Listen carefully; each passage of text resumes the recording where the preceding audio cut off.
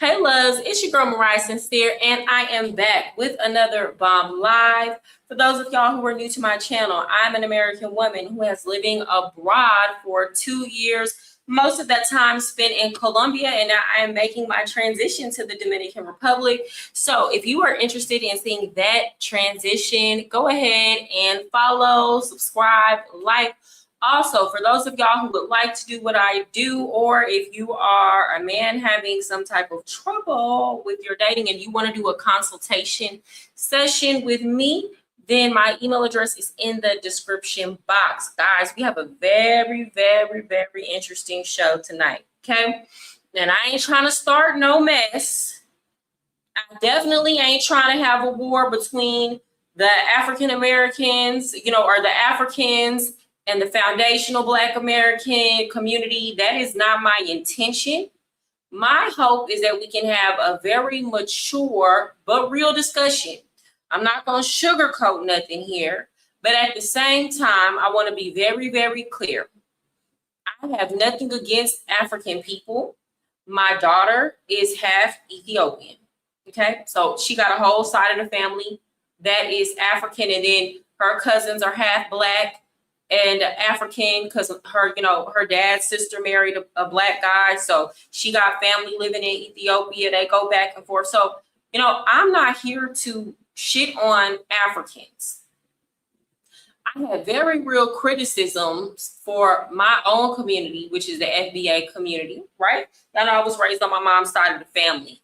However, at the same time, I'm of this mindset. I know the difference between when someone is offering constructive criticisms for Black Americans that is rooted in real issues, and I receive that, right? Because we do have our issues that we need to fix. I receive that, but at the same time, I know the difference between that and when somebody does not like Black Americans, right? So we are going to have a very, very mature discussion about the African American community, the African community, and whether or not foundational Black Americans should be considering moving to Africa, right? Or if we should be doing this at all, right? Because that's the new wave now. What up, Jose? Good to see you in the chat. What up, Chilltown? Shout out to the chat. Shout out Pharaoh. He was the first. South Africa, Joburg, Durban, South Africa used to be the way. Plus, Cape Verde has always been the Europeans' Dominican Republic. I'm glad my investment there has been blowing up since the World Cup. Yes. And that's why I'm not going to come on here and say African Americans should not go to Africa or invest in Africa, because there is room and opportunity for investment. But because online, social media, the rise of travel YouTubers, the rise of this Black YouTube space, a lot of attitudes have made themselves known and made themselves be manifest. And I think it's very important for us to talk about this. I believe it is necessary and important that if Black Americans are going to be traveling and moving to Africa, and if we are going to be traveling and moving abroad, we must change the way that we, A, view race, and B, the way that we view ourselves in relations to the United States.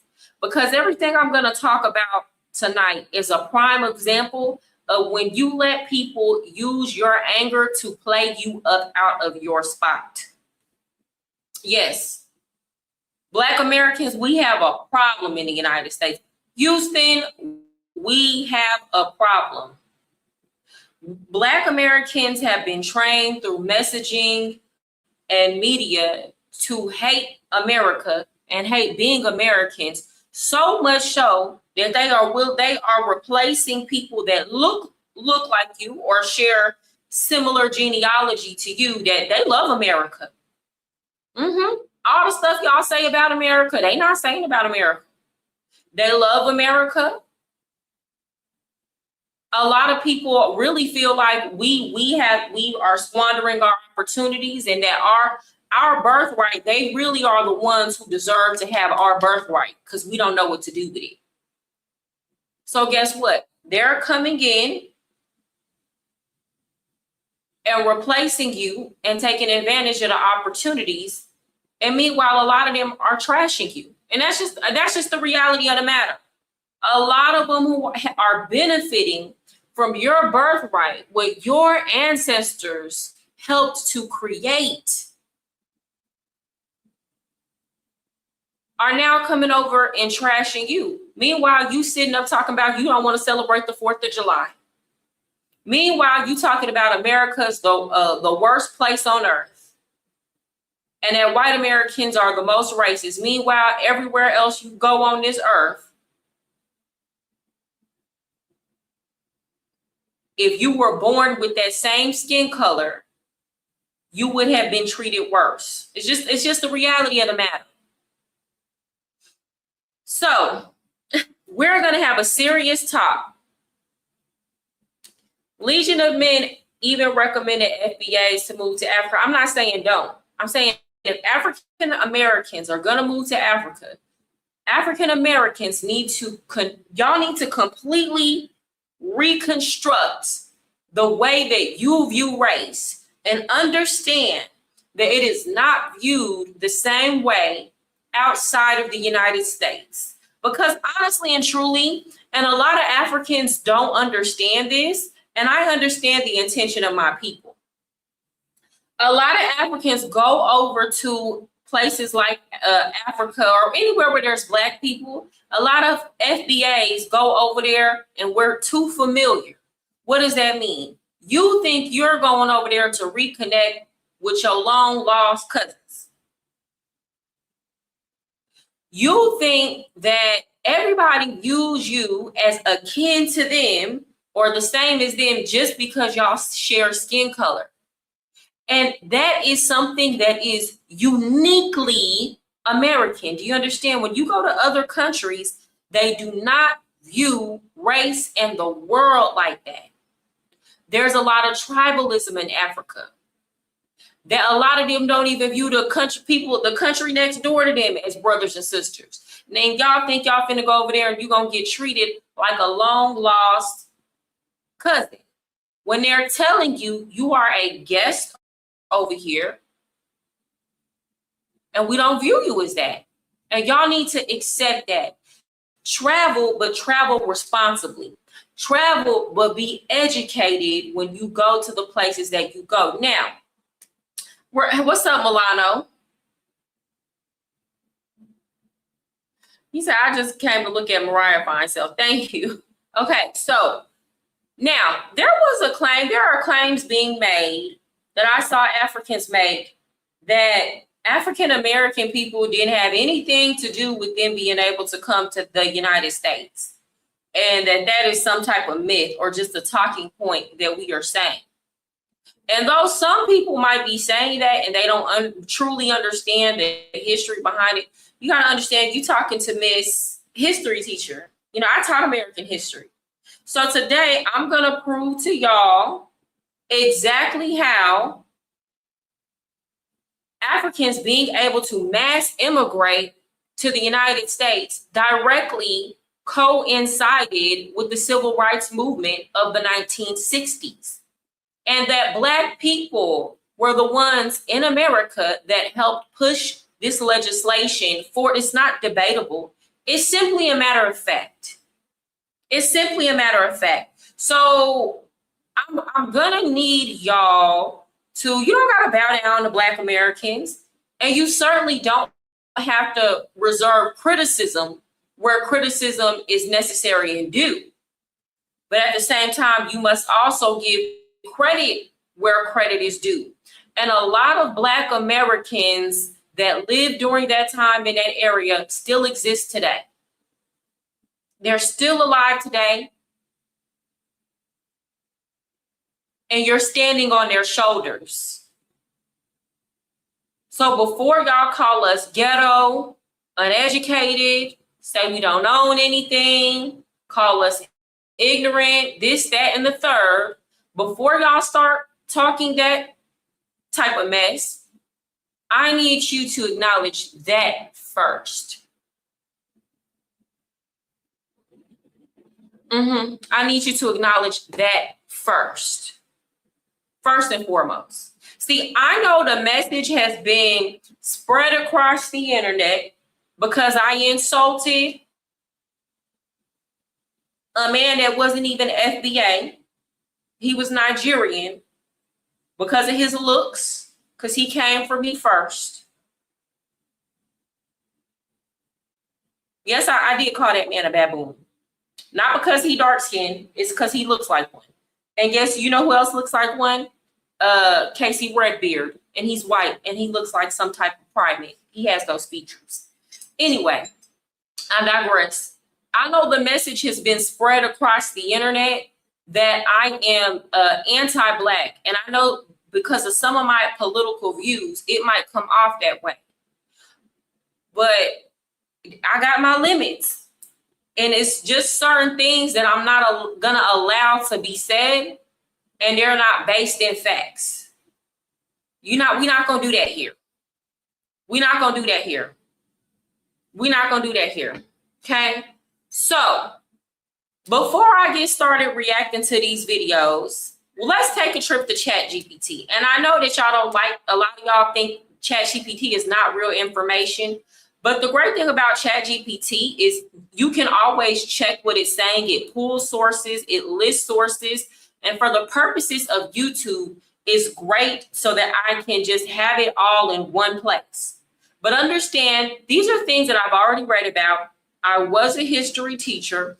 This is for the purposes of me being able to give y'all exact dates and timestamps of when things happen. And I know a lot of people don't care about the educational piece, but we must do that first. I've learned in this space that you have to come with the facts first, because people like to go down these rabbit holes based off of what they feel and what they think. Yeah, Casey Redbeard do look like one. What they feel and what they think. And me personally, I don't like wasting my time having conversations about stuff that was said that wasn't even factual.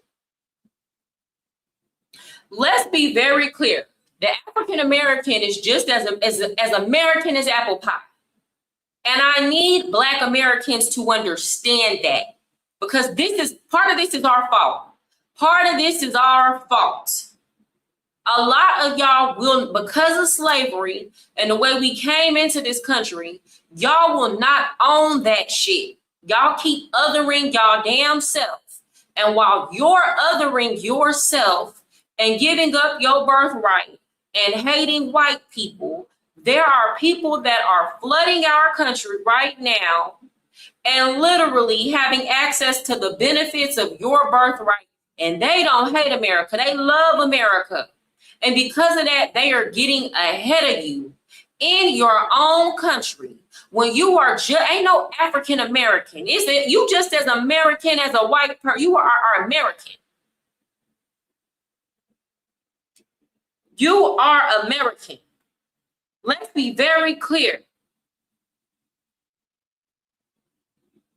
Black people came into Jamestown.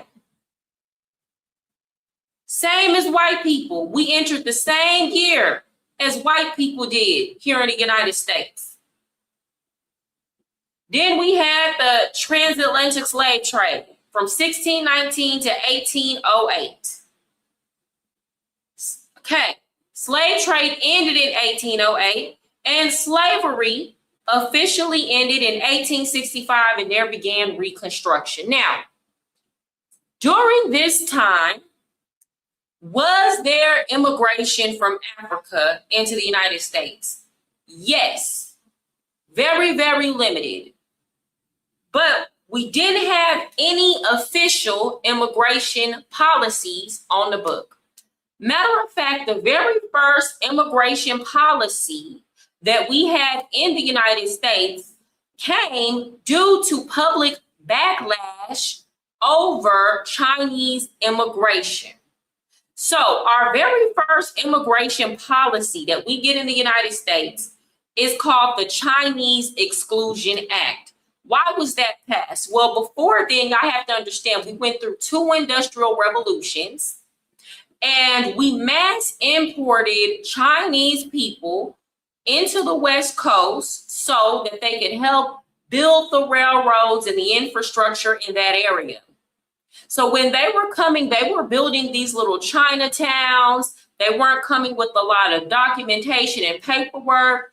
And at this time, opium addiction exploded, and they were importing girls to be sex slaves. So there was a lot of crime that emerged. And on top of that, they were used to undercut American labor, primarily being the Irish immigrants and people like that fought during the Civil War, who felt like they should have been owed preferential treatment due to their sacrifice to our country. See, I'm a history teacher.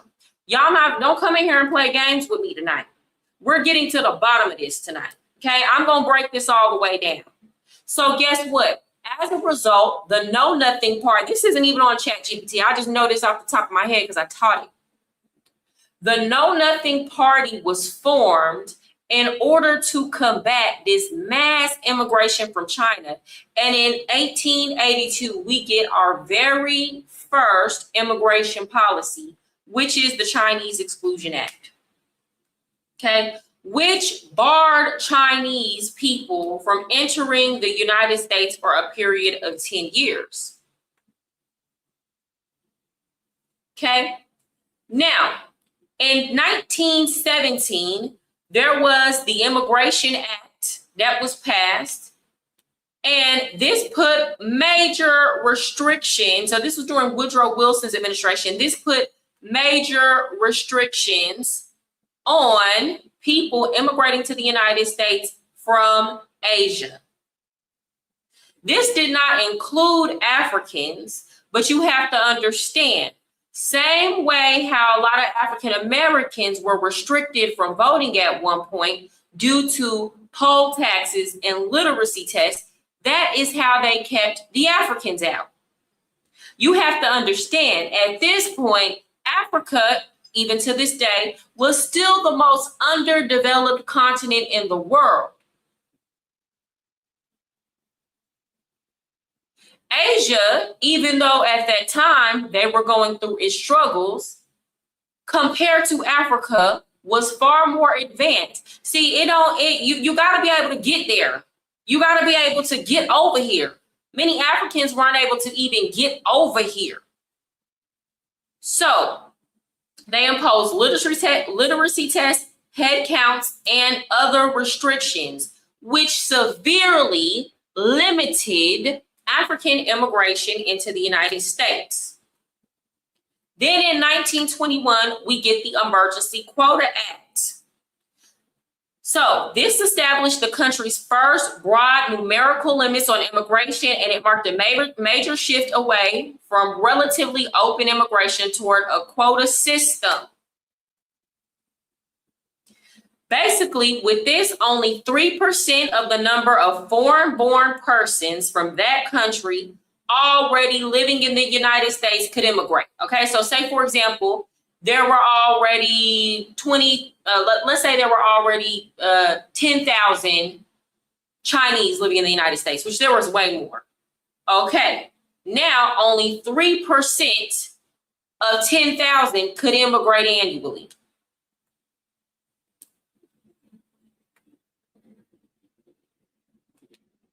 Then we get the Immigration Act of 1924.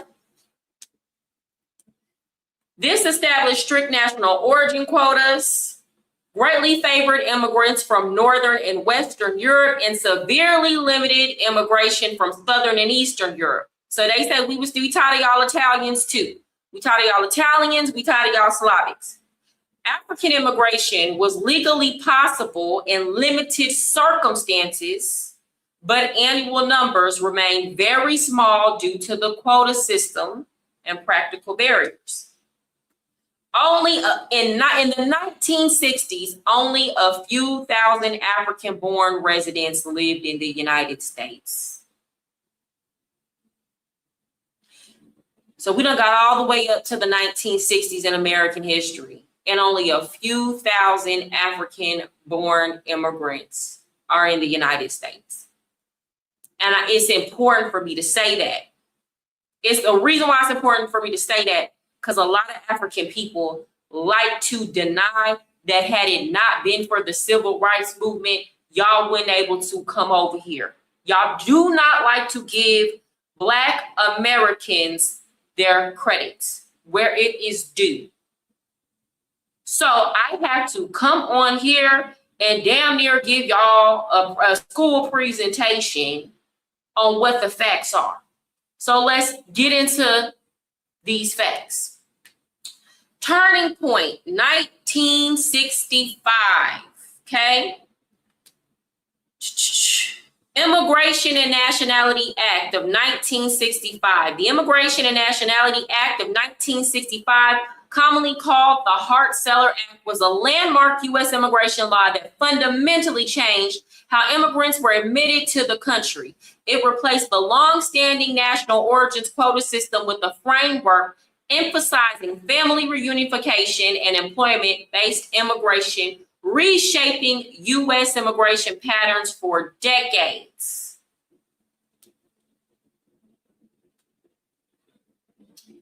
Now, what happens? Because of this act, African immigration expands in 1970s to 1999. So, immigration from Africa increased steadily. This is people, students attending U.S. universities, medical professions, engineers, political refugees, civil wars, economic migration, family reunification. Large immigrant communities formed from Nigeria, Ethiopia, Ghana, Somalia, Liberia, Egypt, and Kenya. Okay. Then we get a diversity visa program in 1990. But notice, I'm going to pull up the chart. In the year 1960, there were about 35,000 African-born people in the United States. After the Civil Rights Movement and the Immigration and Nationality Act of 1965, that coincided with our Voting Rights Act and the Civil Rights Movement, guess what? That number in 2023 exploded. Y'all went from only 35,000 Africans here to now 2.7 million. And that number is only growing.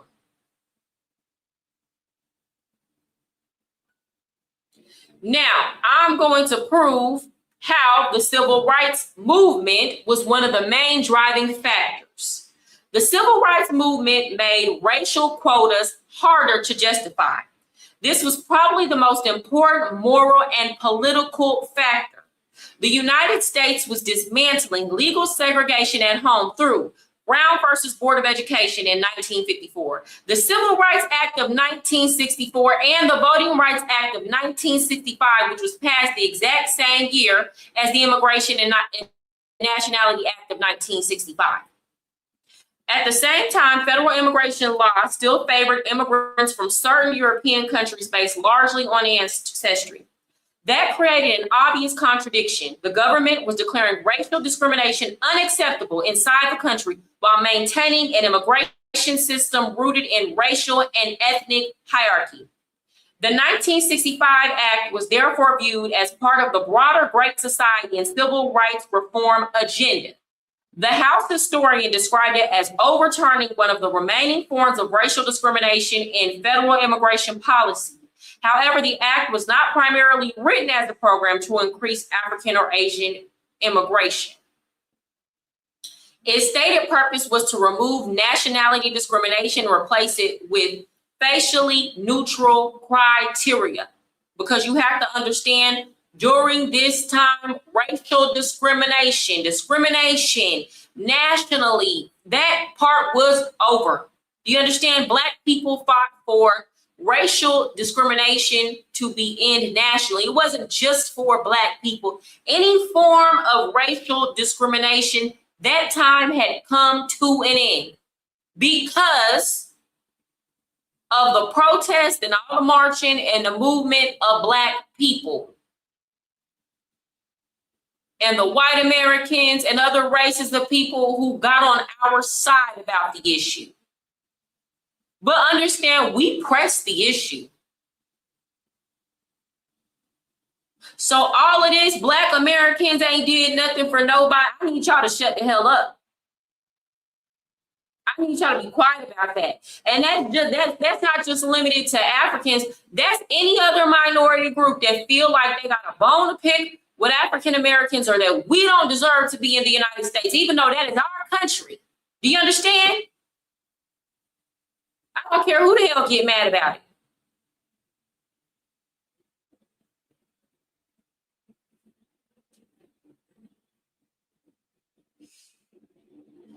Why would FBAs want to move back to Africa when we're the main reason America is established? Facts.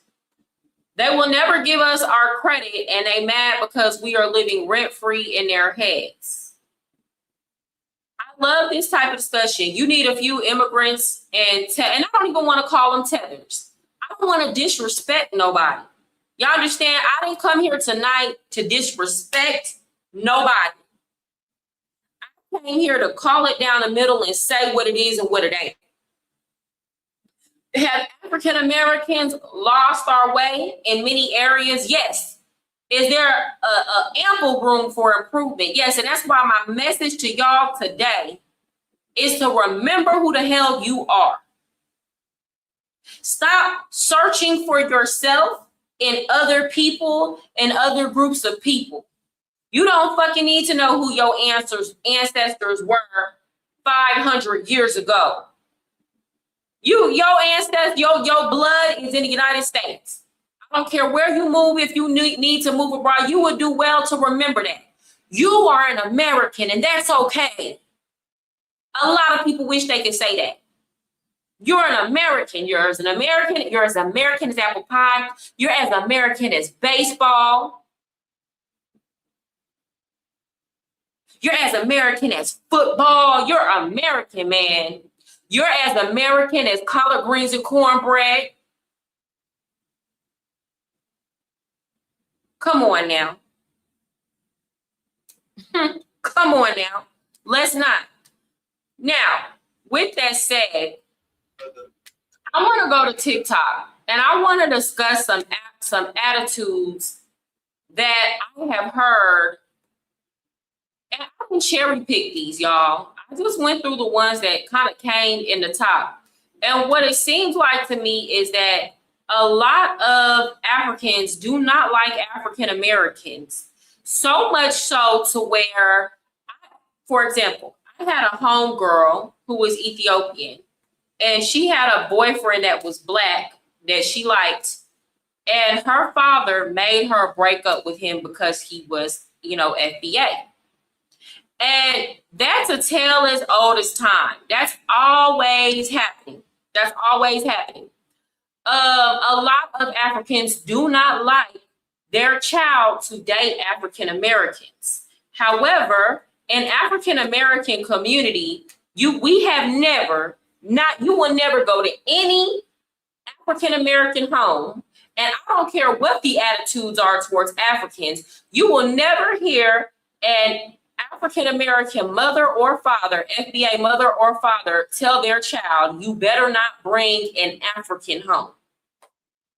You want to know why? Because we have a very different perception on race. And in African Americans' mind, Black is Black. There might be some cultural differences, but you're never going to hear an African American person tell their child that they can't bring an African home. It's never happened.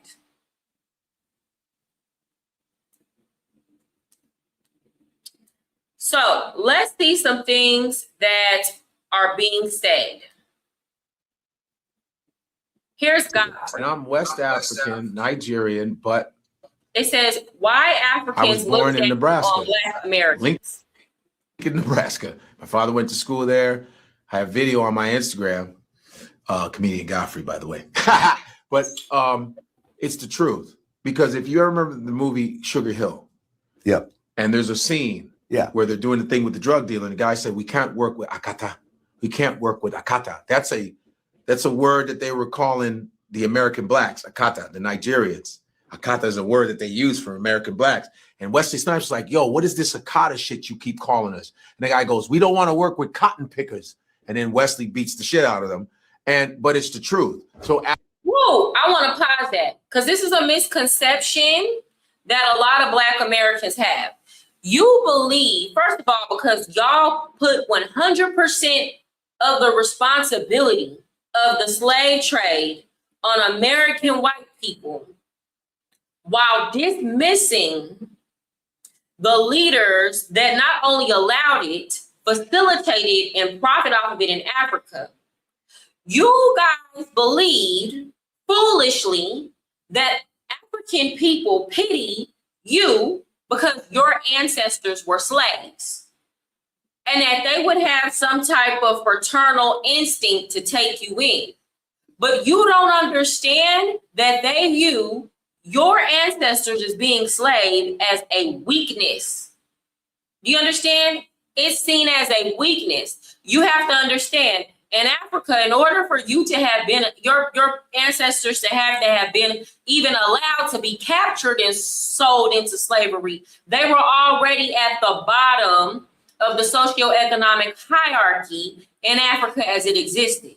So it is very foolish for you to believe that they would care about you. And this is not what I think. I'm explaining that y'all don't understand how this shit went down.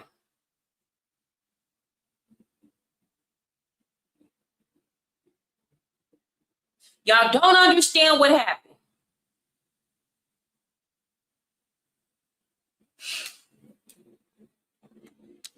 African Americans and Africans have always had friction, you understand? But Africans.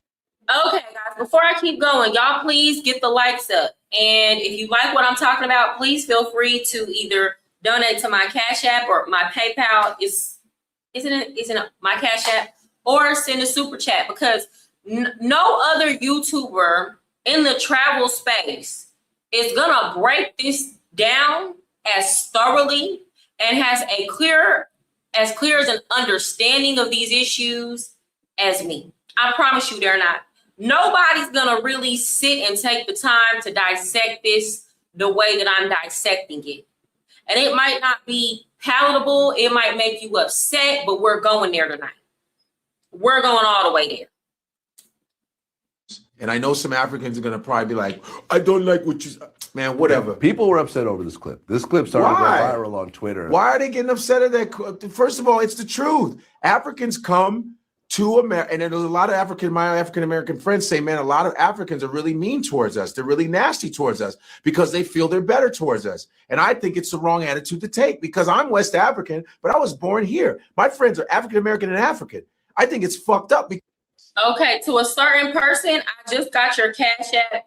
I don't know if you want me to shout you out. And probably no.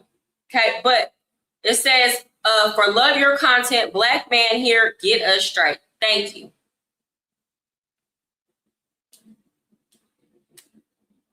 Because here's the thing.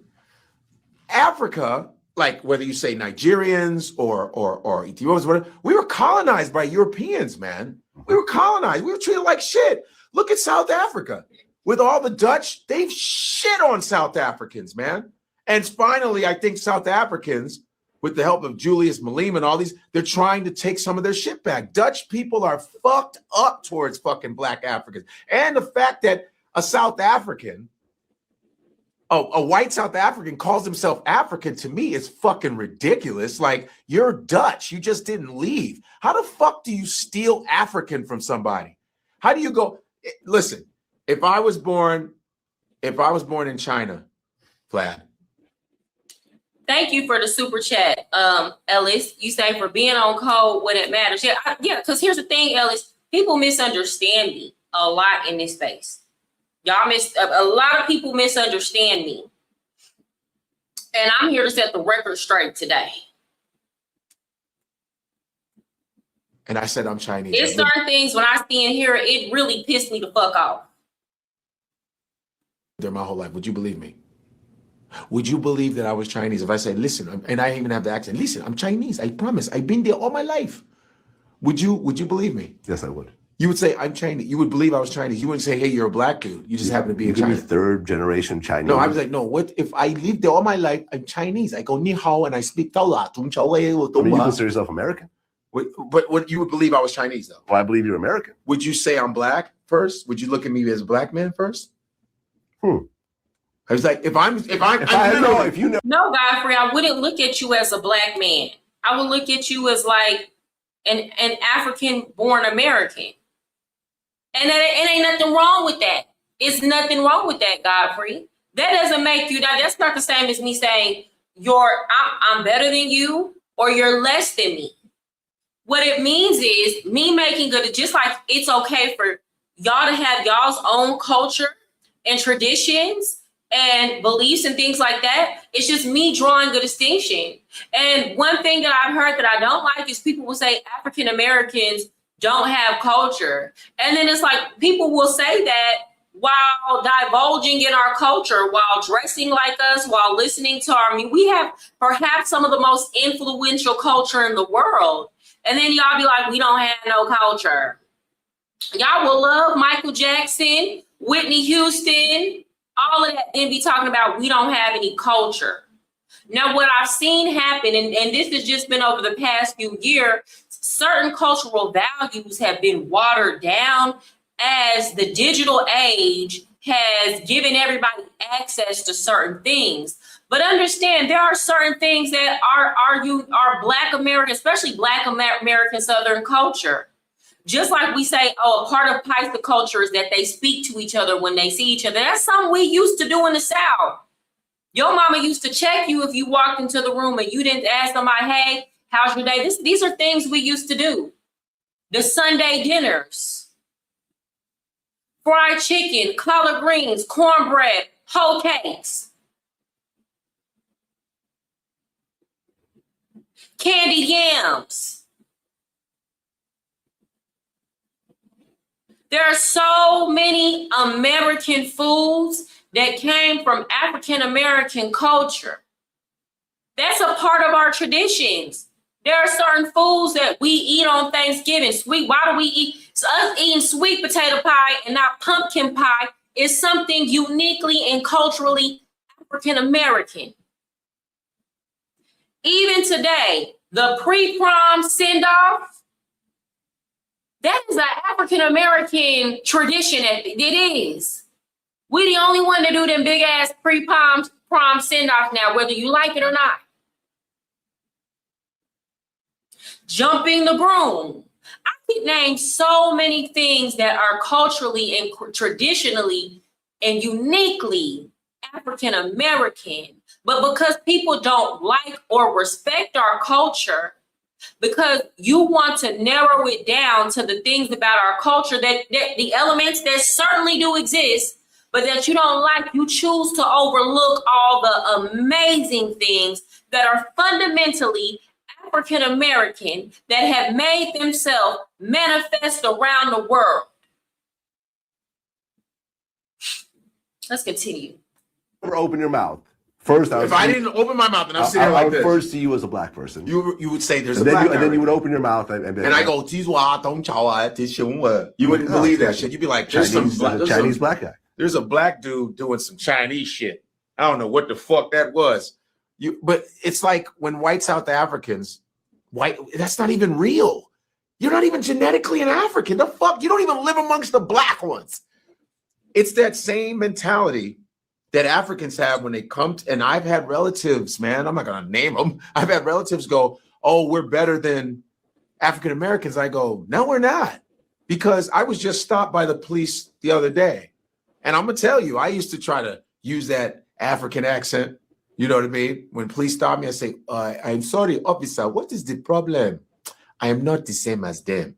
You know what I'm saying? Listen, I'm not going to act like, of course there's a slight cultural. I need y'all to understand this.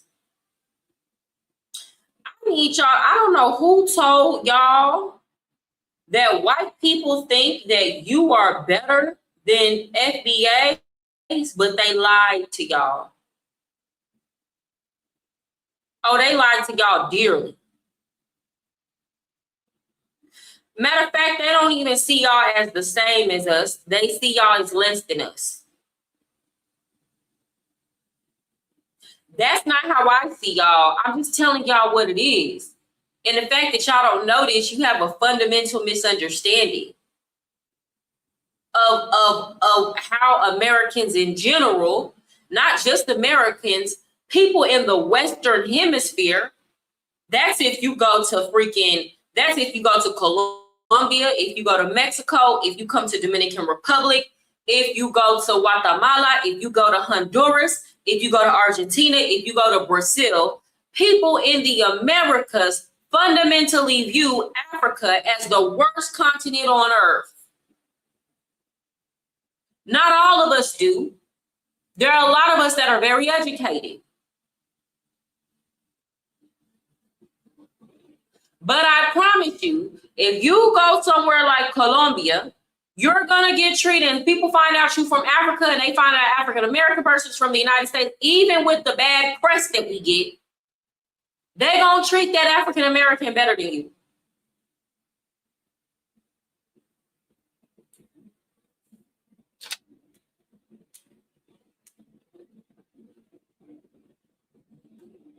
Godfrey is right in this one. The birthright citizenship is a prime example of what he's talking about. Damn near every country don't have that ridiculous law.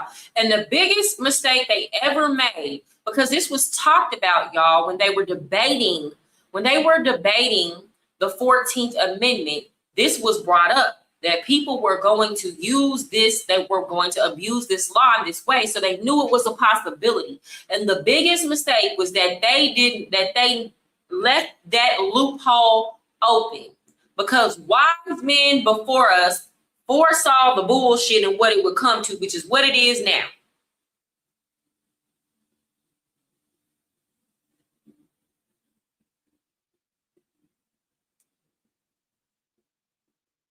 It's not about whether I consider myself FBA or I am FBA. It's not about whether or not I am. Like, I am. It's not whether I said I am or I'm not. I am. You feel me, Ken? Like, that's not debatable. Difference when you're African, because you know what it is? In Africa, usually they'll show African Americans in a certain light. So Africans will have. Okay. Let's see what else. Recently, there's an argument online that Africans don't like Black Americans. What is your take on that? So I'm gonna be honest. I feel like that's somewhat true. Why you feel like that's true?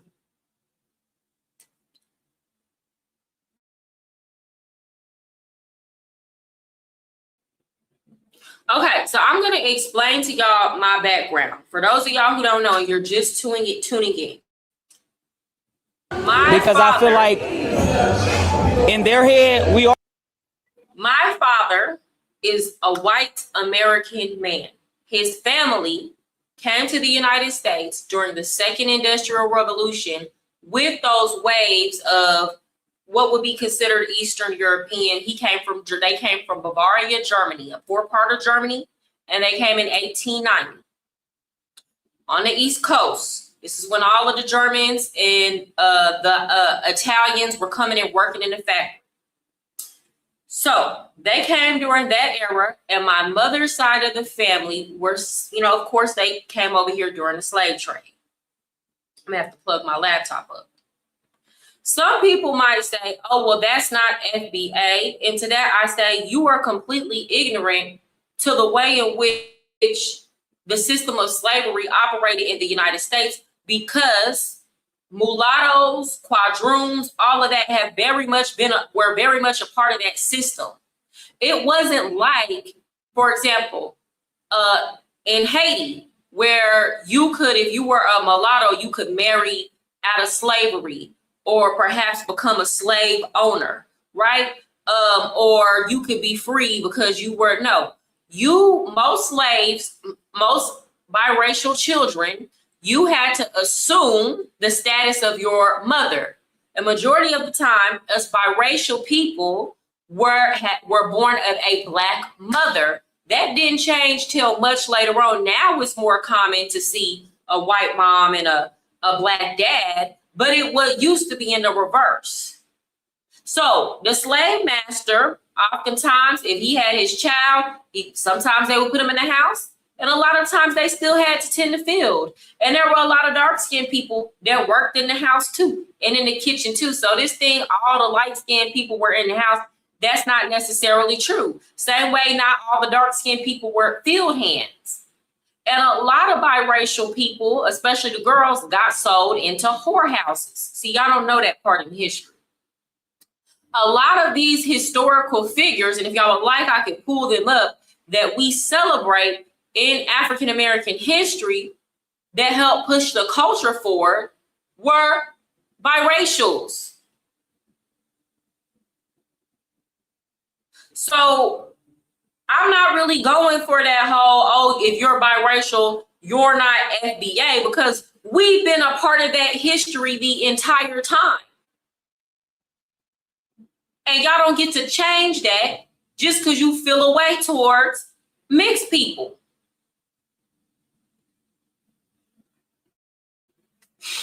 And I'm not saying that's what you're saying, Ken. But I know that those are sentiments and attitudes that exist. So of course I have to address it. Okay, I was asking, how could you be an FBA if you said your family come from Germany? Yeah, if you biracial, you got a parent that come from, so you know what I'm saying? Like most biracial people, like back in the day, if you had a biracial people, there's the slave master that impregnated the woman, he might have been originally Irish. Or his people might have originally been Anglo-Saxon. But the fact of the matter is, I have a parent who is directly an Afro-descendant. The white man made it that way. He called it the one drop rule. Where are you from, Ken? Look, here's the thing. There are some FBAs that now try to rewrite history and make it seem like we're not a part of that history, but you can't do that. Because the reality of the matter is biracial people were enslaved and worked alongside Black people during slavery. The only place in this country where there was an exception to that, and that wasn't the case for a while until it changed, was Louisiana. In Louisiana, y'all got to understand, they were at one point owned by the French and the Spanish. So the laws and how biracial people, or even Black people too, how they were able to move during periods of slavery during that time was way different. And a lot of the African Americans got there and saw just how much, you had Africans who were married to white people and all kind of stuff going on. So upon the Louisiana Purchase, when the white Americans started moving there, they were like, what the hell is going on here? Y'all got all these free biracial folks. They owning property. They got all this. What the hell? You got biracial people owning slaves. You got Black people that got slaves too. They having property and stuff because the laws were far more relaxed. That was the only place in this country where the history is different until it wasn't. What's up, Born Ready? You getting blocked.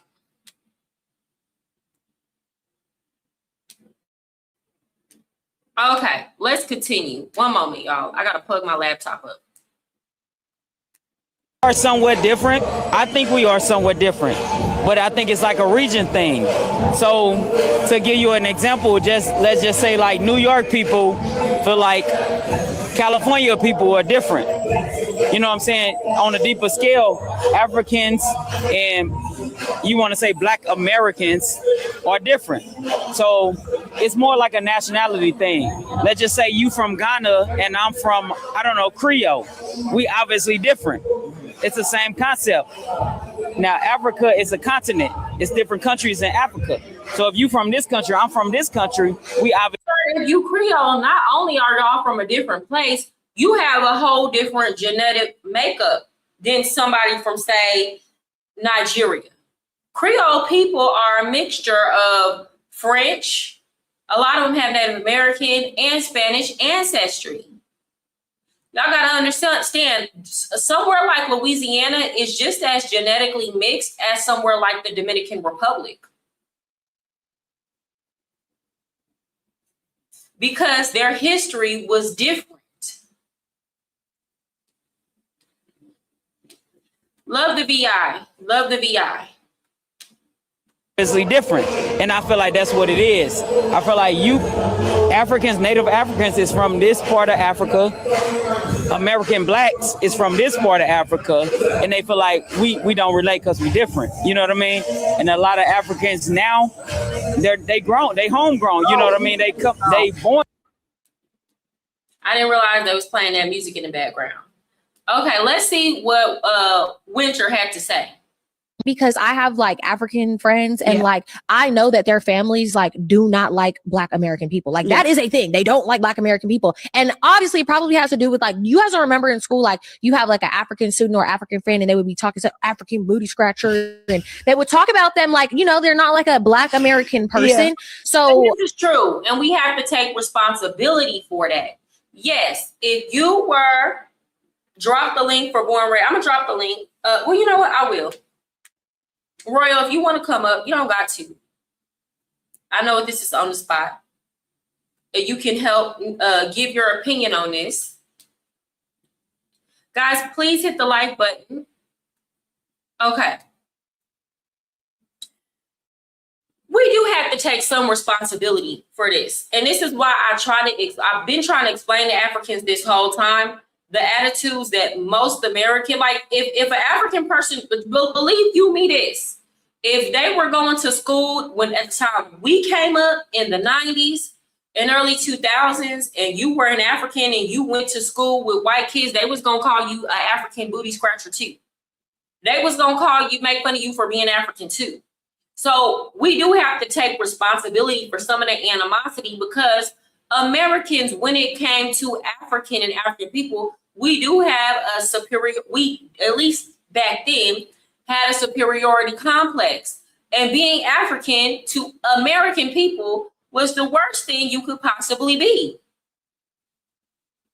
And I don't think Africans know and understand this. So when y'all be trying to throw African Americans under the bus, because you think it's going to make people see you in a more positive light, really it's not. I don't care how much they be kikiing. It's not. Now, not everybody's ignorant, and not everybody is going to treat you badly.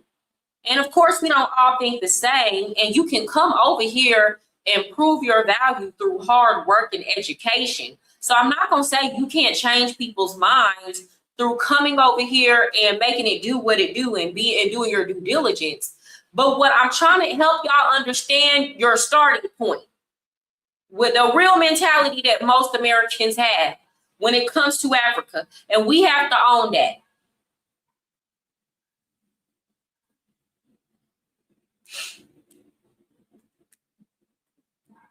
You know, it's like it is a whole thing there. Like people know that there's like racism and like weird shit. Cause like, even though your skin is Black, like it is a lot of African people who are like, I'm like superior to you, like y'all are ignorant and blah, blah, blah. So I already know that that's like a real thing. Oh yeah. That was spoken about a lot on TikTok too. I remember, I'll never forget, one of my friends was African. We picked up as bad, and then y'all got to think about this, African people, as bad as African American people are portrayed in American media as being like gangsters and thugs and the help, y'all get portrayed a lot worse than us. Y'all get portrayed as a caricature most of the time in American media. Those things are just now, like over the last decade, starting to change, and y'all are getting more representation. But for the very long time, y'all were portrayed as caricatures.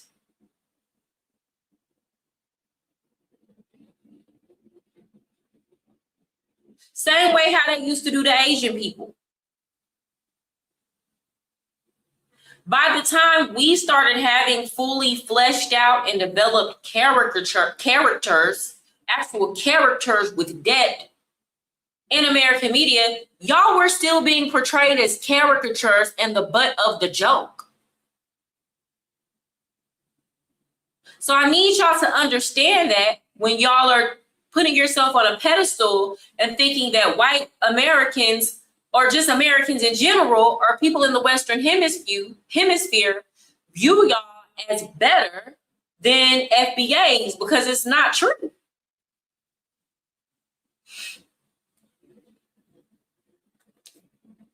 Yes. Feed the children. That's what people think.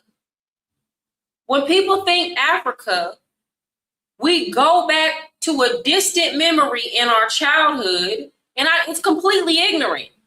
I'm not defending it. I'm just being honest with y'all about where our mind goes. We see the skinny child that's emaciated with a pot belly and them two flies flying. It's always got to be the flies. And for 50 cents a day, we could feed that child. Mm-hmm. Her dad for the first time. I'm about to bring it up. What? Something. You know what well, we picked up her dad for the first time. He's African. And so we picked him up from the airport. I go with him. I'm like, she's like, this is his first time like coming to America. Mm-hmm. So he sees like a transgender woman, like a woman that's like, a man that's like dressed up as like a woman, but it wasn't, I don't know. They was a cross-dresser? Yeah, cross-dresser. Back then I was in like elementary school. And I'll never forget it. He was like, he looked at her and was like, why would that man want to be a woman? And he did like this. He was like, a woman? Yeah. And as at my young age, I was like, because I have like African friends and like I know that their families like do not like Black American people. Like that is a thing. They don't like Black American people. And obviously probably. Okay, let's see what else was said. Africans hate Black Americans. The lies y'all tell. The lies. Listen, I know that there are bad apples in every group throughout the diaspora. Shout out to the FBAs. But when I went to Africa, South Africa, Johannesburg, got so much love. You know, Buti Wami, which is my brother, like respect. They accept. From what I'm hearing though, South Africans like FBAs.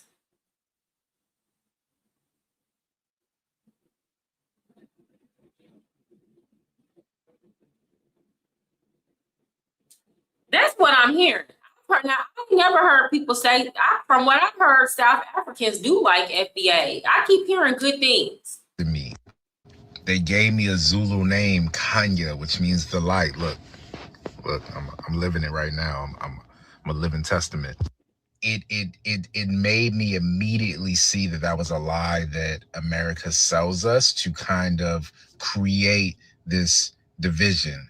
Right. America didn't sell you that lie. That's what they do. They conquer. Why do y'all blame everything on America? America never sold us the lie. There was never a coordinated effort that, y'all know when y'all say America, that's code for white Americans.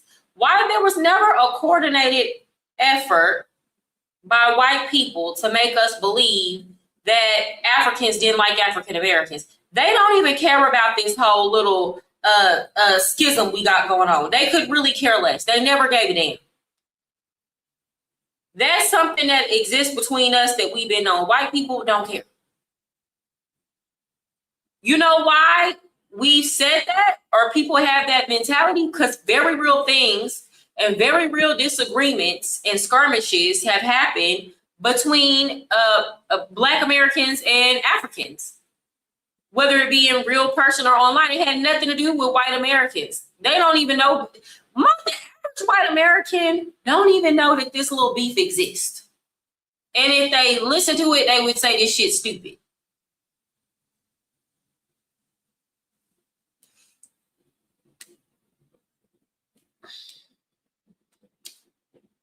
With divisiveness and fear. And so I immediately. When have y'all ever seen, think about it. Y'all sit and think about it. When have y'all ever seen mainstream media do any type of expose about the issues that exist between FBAs and Africans? They don't even know that shit going on. You ain't never seen it on CNN, Fox, MSNBC, none of that.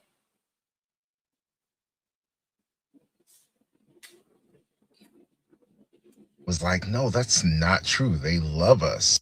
And ain't no they. We are one. We are them. We are African too. They say, look, you are African too. You just got on the ship. You are not African. You are not African. I hate to break it to you. All humanity started out in Africa. Every human. Okay.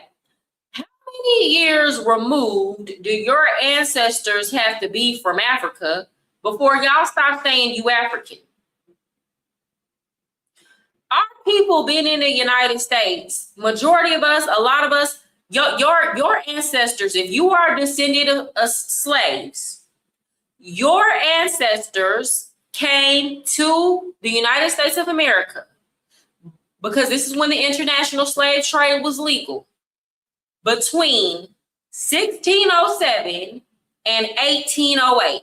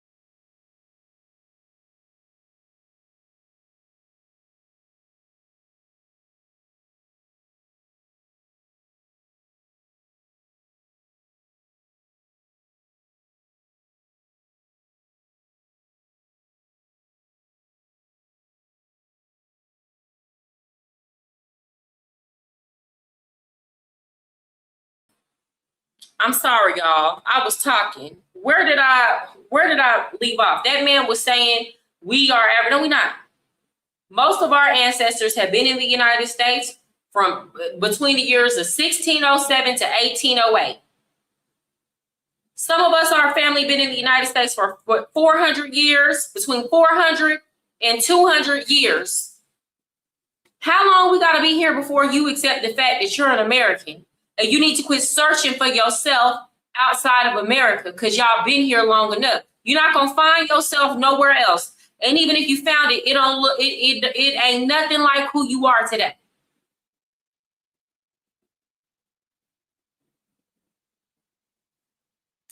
Yeah, we getting into history today.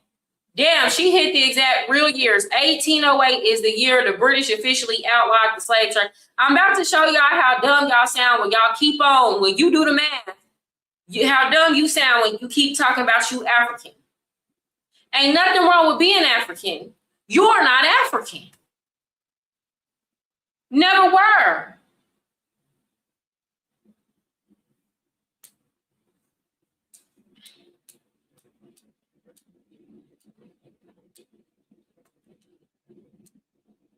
One moment.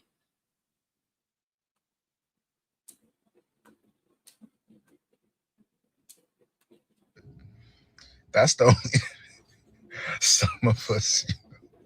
That's the only difference. The shit is the only difference that separates us. It's not the only difference, when you want to go to Africa, there's so many other things. It's not just land. At this point, it's history, it's culture, it's traditions, it's food, there are attitudes, sir. It's certain things that don't matter. For example, there are certain parts of Africa, sir, where you can go to and they believe in female genital mutilation. Do you believe in that, sir? Do you believe that little girls should have their genitalia mutilated? It's certain parts of Africa where they believe in child, like they start marrying girls at the age of 9 and 10. And that's seen as, it's not only legal, but it's socially acceptable. Do African Americans, do we believe in that?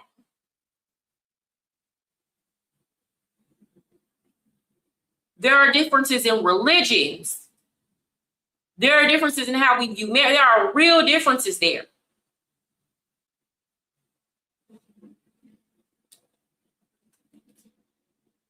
Of course, do your research. Of course, it's good to know somebody. We can use these platforms.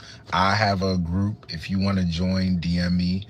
That connects Black Americans with Africans throughout the diaspora, or I'll say American Africans. Shout out to the Dr. Umar. But yeah, so it's something that they sell us to make us not want to go there, to deter us. Nobody to told create you. This. White people ain't sold y'all. This is what I'm saying. This is another problem us African Americans have. Everything got to be conspiracy created by white men. When they don't care about none of this between us and Africans. They ain't been it. They ain't never been in it.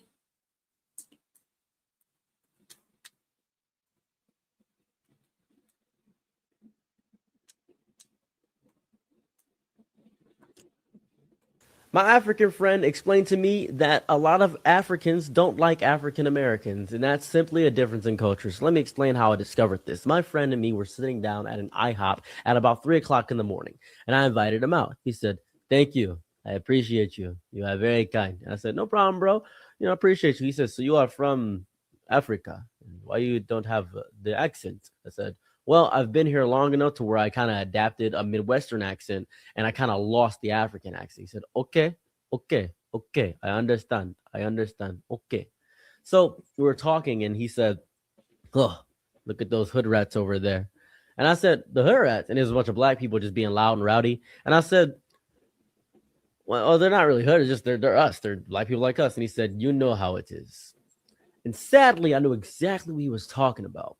You see, he then began to explain to me, like just in general, what I had thought and known for quite some time. He said, "Africans do not know African Americans at all. They do not like them.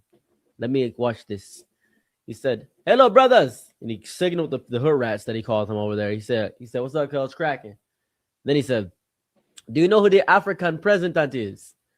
And he says, "Nah, I had no idea. I don't know, Shabuki, like, and he like did some clicking noise, like, "Oh, that boy from like," and he was like, "Yeah, thank you, brother." Okay, pause. Now that whole clicky noise that Black Americans do try to be funny, y'all think that that's only a mentality that African Americans have. White people be doing it, making fun of y'all like that too. They just don't be saying that to y'all. They don't do it in y'all face. So again, while y'all are thinking, a lot of Africans think that y'all have a better social standing than African Americans. I don't know who told y'all that. I don't know where y'all get that from. Maybe maybe they're telling you this on the job after they get to know you. But I mean, it's wrong. We shouldn't be doing that. But that is what we were raised to think about y'all. In the media, I'm telling y'all were literally the butt of the joke in mainstream American media.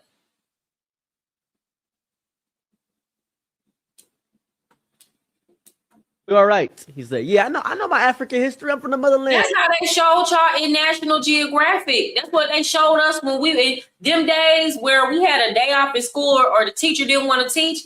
That's what she put on for us to watch about y'all. You think the white kids weren't watching it too? They were. "Peace out, word up." He says, "Word up." See, they are idiots. I'm like, "Oh, yeah." He says, he starts explaining to me about how they don't know African history. They only know African American history. That's what they know. It's a difference. He said American Africans are not good. And I'm like, "What do you mean not good?" He said, "They're not us. They're not cultured like us. They are not us." And then I asked, I said, why would like some Africans come over here because they want to be American? Well, they get American money, send it over to their family. Asian do this too. And there's a bunch of Asian. Here's the thing, the nerve of looking down on African Americans when we come from a country where African American, there's no place in the world where we go work to send money back to our family. Even Americans that move abroad, you know what happens when our money get low? We don't go try to work in these countries. You know what they say? Well, time to pack it up and go back home. Home. We ain't got to deal with none of that immigration, none of that kind of stuff. So the nerve of looking down on us.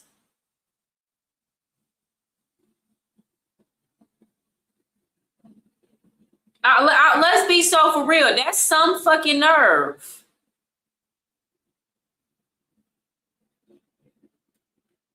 And that don't go for just African. Anybody from any part of the world who feel like they gonna look down on African Americans. Now call out the bad ones when they're misbehaving, not because you hate them, not because you just don't like them, just because when they're genuinely doing something wrong to cause harm.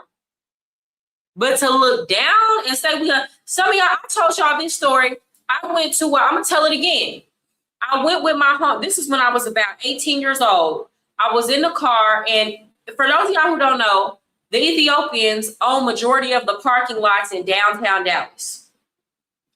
I was in a car with my other Black friends, and I saw that the guy that was working the booth that night at the parking lot for us to go to the club was Ethiopian. Now, I'm pretty racially ambiguous, so, and I gave myself Ethiopian name. And so I said, hi, hey, I'm Habesha. My name is Liu. So he looked kind of skeptical. And I was like, well, I can't speak Amharic though, because I was raised by my mom, but my dad is Ethiopian. So I'm telling him I'm biracial, right? So I gave him Ethiopian name, whatever he believed it. So instead of him giving me free parking like he would normally do, I was wrong for this, y'all. Like he would normally do if I came with my Ethiopian homegirls, he gave me half, not he would, but the rest of them would normally do under normal circumstances. It would have just been free. I said, why you give me half off? He just gave me half off. He said, because you came with Wiggers, but we'll replace it with the N. And he said it with the hard R. Mind you, he had on a gold chain, a tall tee, and saggy jeans, and a fitted cap. Like he was ready to go shoot a rap music video.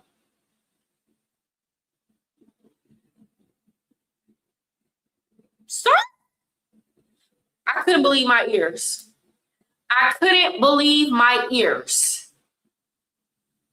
In Africa for some reason. And there's like a little subsection of Asian people, like Chinese people in Africa because there's no population laws. It's a whole thing. He was explaining all this lore to me. I didn't know anything about this. I was confused. I was like, are you sure this is real? And he said, as far as I know, this is real. This is what I know. I go by what I know. That is what I am.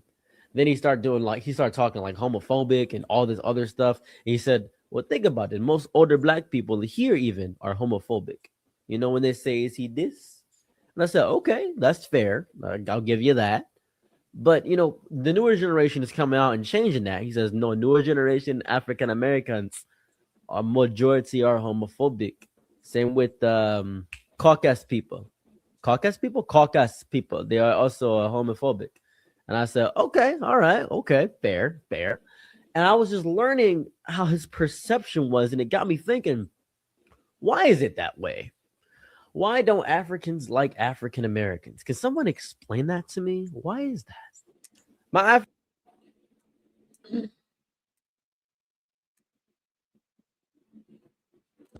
So I see this creator basically talking about why a lot of Black immigrants don't like Black African Americans, and I'm going to piggyback off what he said. As an African that grew up in the United States, and I have some family members that literally do not like Black African Americans, some of them didn't like you guys for no reason, but I'm going to explain. I'm basically going to break it down.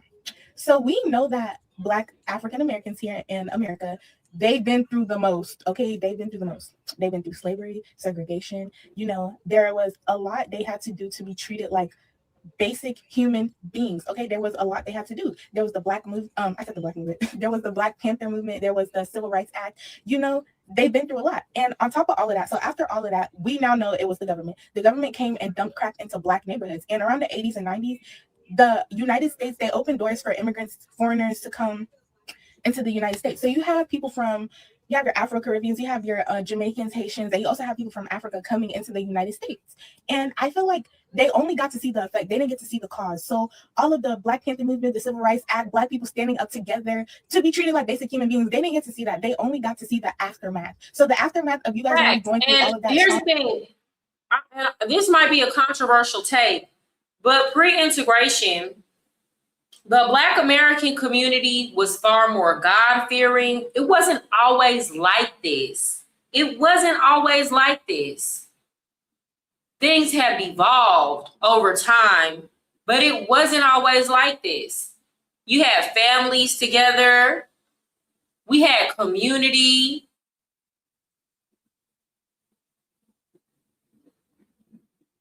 Even the way, if y'all go back and watch how Diana Ross and the Temptations and all of them used to dress and how Black people used to carry themselves, it was different.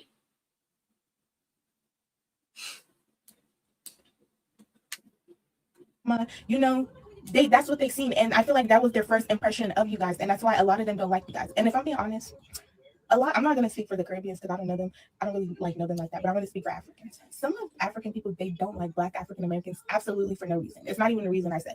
A lot is a good portion of what I said, but some of them just don't like you guys just to not like you guys. Like I had some family members tell me, oh, you need to stop acting like those Black African Americans, and they would literally uphold white supremacy. They would be like, you need to start acting more white because they thought white was better. And you know, it's not all Africans, okay? It's not all Africans. I even had Dominicans on Instagram. This is how like rampant anti-Blackness is, and I love Dominican people, but I understand why it can come off as confusing when I look the way I look, and then I talk about certain places like being in Dominican Republic, and I've had Dominicans be like, "Why you talking like that? Like, why you trying to sound Black?" And it's like, bruh, I am, but like, what is the problem? Why do y'all pick? Why do people just pick at us? So it's some people that it don't matter what we do, they hate everything about us. They hate everything about us. So it's like they get offended when they think, you know, one of their women is trying to sound like a Black person, quote unquote, so to speak. So much so that you taking time out of your day to comment on it. Then look at you, looking dumb. When I tell you I sound like this because I'm Black. What? Yeah.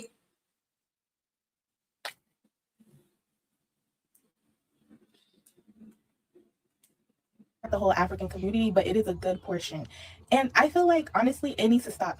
And not only that, Black people everywhere as a whole, because in Africa too, we've been through a lot too. We've been through a lot. So I seen this creator. Now, what I will say is this: there are certain things that we do need to tighten up. We do need to tighten up in our community, right? In terms of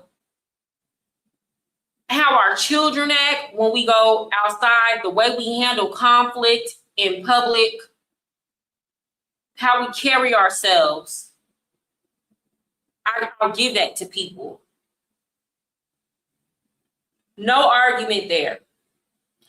But some of the hate is just hate for the sake of hating. Now, I'm going to go to this next video.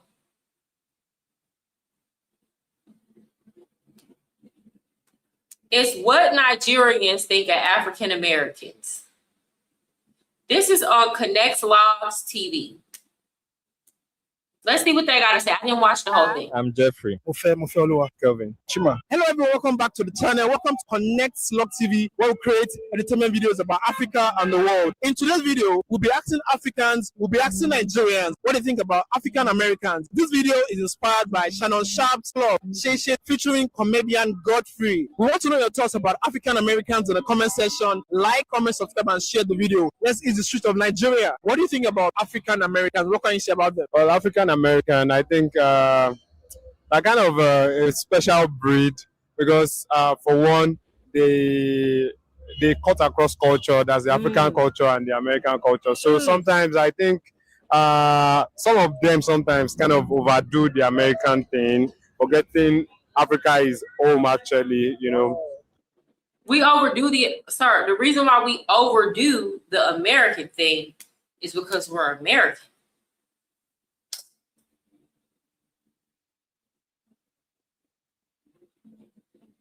I know a lot of y'all gonna get mad. Y'all hate to hear me say this. A lot of Black people have been trained to hate America.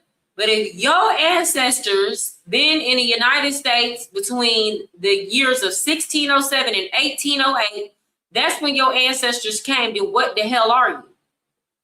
Y'all been breeding in this country for between 400 and 200 some years. To me, at this point, still saying you not trying to deny your Americanness is mental illness.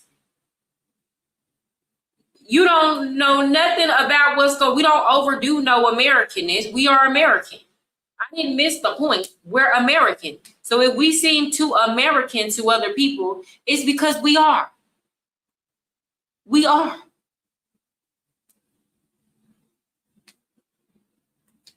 So, but generally, I think African Americans are a very cool set of people. You know, they're taking over. They're really doing well. They're doing well. How can African Americans and Africans bridge the gap between them? Okay, as regards bridging the gap, I think the aspect that has to do with bridging the gap is a cultural thing. So I think the African Americans need to learn or know more about the African culture, how we do things over here, then look at how they can actually integrate that into their everyday American life, because that's the life they are exposed and more used to. So he's saying he wants us to integrate African culture into our everyday American life. Why should we do that? Now, granted, if you're an African American and you want to move to Africa, yes, you absolutely should, because that's a part of the integration process when you move to another country. Yeah, absolutely. Absolutely. But I hope he's not talking about African Americans that live in the United States. We have no need to do that. We have our own culture.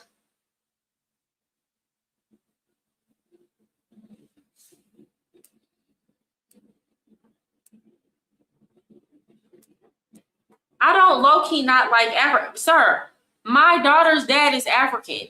My daughter's is half African. Please, no. What you are upset about is that I'm keeping it I'm trying to be very real about the general attitudes that Africans have and African Americans have about each other, just in general. And you want me to come on here and not correct or check certain things that have been said about the African American community. And I'm going to check it and correct it. I don't dislike Africans at all. Some of my best friends growing up were African. I don't like the stuff that gets said about African Americans, and I have the right to say that. And I have a right to take all that shit to task.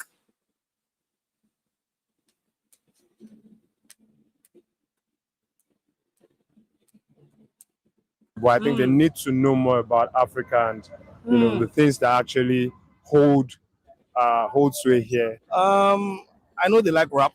I know they dress well. I like most of their dresses. I modeled some of my dresses after theirs. Okay. Yeah. I know the slavery. There's a slavery. What's the word I'm looking for? complex, you know, in the Black Americans and that Black Americans have. But I don't know, maybe because I'm not a Black American, I don't have that. I don't see what the big deal is. You know, I feel like I can walk away from a racist comment and I won't feel hurt by it. But the Black Americans will feel hurt. Yeah, yeah. Okay, so he said he feels like Black Americans have a complex because of slavery. We do. I have to concede that point. We do have a complex because of slavery. We focus on it. It's that they don't walk around with that complex because, first of all, y'all have to understand, this is something, even if we never experienced slavery, we're taught this from the time that we're children. And then older people in our family that went through the civil rights movement and stuff like this are constantly telling us that we're only going to be able to achieve so much in the United States because of our skin color, that there's a limit, that there's a ceiling for us. So a lot of us don't believe in ourselves. And anytime anything goes bad on the workplace or in social situations, we, you know, with other groups of people, we automatically attribute it to racism when it's quite possibly could have been something else. So I'll give him that. Yeah, for sure. And I understand why they say that. American says nigga, they go all man. And I wonder what the whole thing is. Just a word, but yeah, okay. I get it. I know Barack Obama was a Black American, first Black American president. Yeah. Personally, I don't think there's a gap between on our side, on the African side. I don't think there's a gap because, yeah, we don't feel inferior to them. I think they have to, you know, become more welcoming. They seem to be a little bit proud, and we don't understand where it's from, you know. But yeah, that's just my personal opinion. Wow, okay. Yeah. So what do you think about African Americans? What do you think about them? African Americans, I think they're pretty cool. I mean, they are Africans that went to America now. Obviously, like maybe they are descendants. Yeah, and they've been there for a while. I think they're pretty cool. You know, they like a lot of African things, and they are cool. Yeah, I think they're cool. They're cool. Okay, what about you? What do you think about African Americans? Like I've seen quite a number of them. I'm not seen, but maybe movies and they're depicted in a particular way. What kind of way? Their accent, you know them by their accent. Yes, the way they speak is different from typical Americans. I don't know much about their origin or anything, but there are lots of them that are in over there. How can African Americans and Africans bridge the gap between them? I think there has to be a lot of understanding, and so there's this thing of discrimination in America, maybe for African Americans or for Africans. But I think we're really working on it in our culture these days. People are talking about the fact that Black Lives Matter and all of that. So let's just keep it up. Let's keep up the unity and saying that we're all one. We're just humans, irrespective of like the color of our skin. Good. Okay, what about you? How can we bridge the gap between African Americans and Africans? For the African Americans, a lot of them grew up in that society, and they include people in diaspora, people living over there. So they grew up in that society. It's going to be very difficult for them to relate to this society also. And that's what I try to explain, y'all. We African Americans, if you're gonna, what's up, Cha-Cha? Cha-Cha says she thinks that I haven't been to Africa yet. One day. Cha-Cha says that she thinks African Americans should move to Africa. And I'm not here to encourage y'all not to move to Africa. What I'm saying is if you're gonna move to Africa, you need to change the way that you view race entirely. If you're going to Africa and you're thinking you finna go to your long lost cousins and they're gonna treat you and view you as such, you have to understand that's not the case. They don't even treat the people in the next country over like that. Or they have people from different tribes. Like, for example, Ethiopian people, they be having people, Amara people be getting into it with the Romo people and all these different tribes. They don't see it that way. American people, particularly American Black people, we are about the only group of people that view everything through the lens of skin color and think because somebody shares the same skin color than us that we are the same race or group of people. And that is not true for the rest of the world. It absolutely is not true for the entire rest of the world.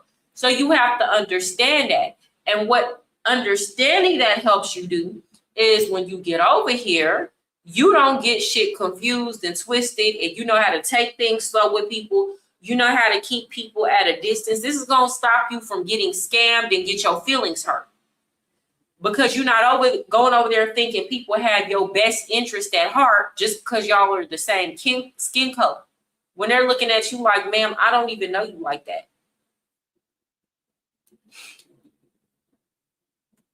The African society, and because there are some issues that are peculiar to Africans. There are some issues, so they won't be able to relate in that aspect.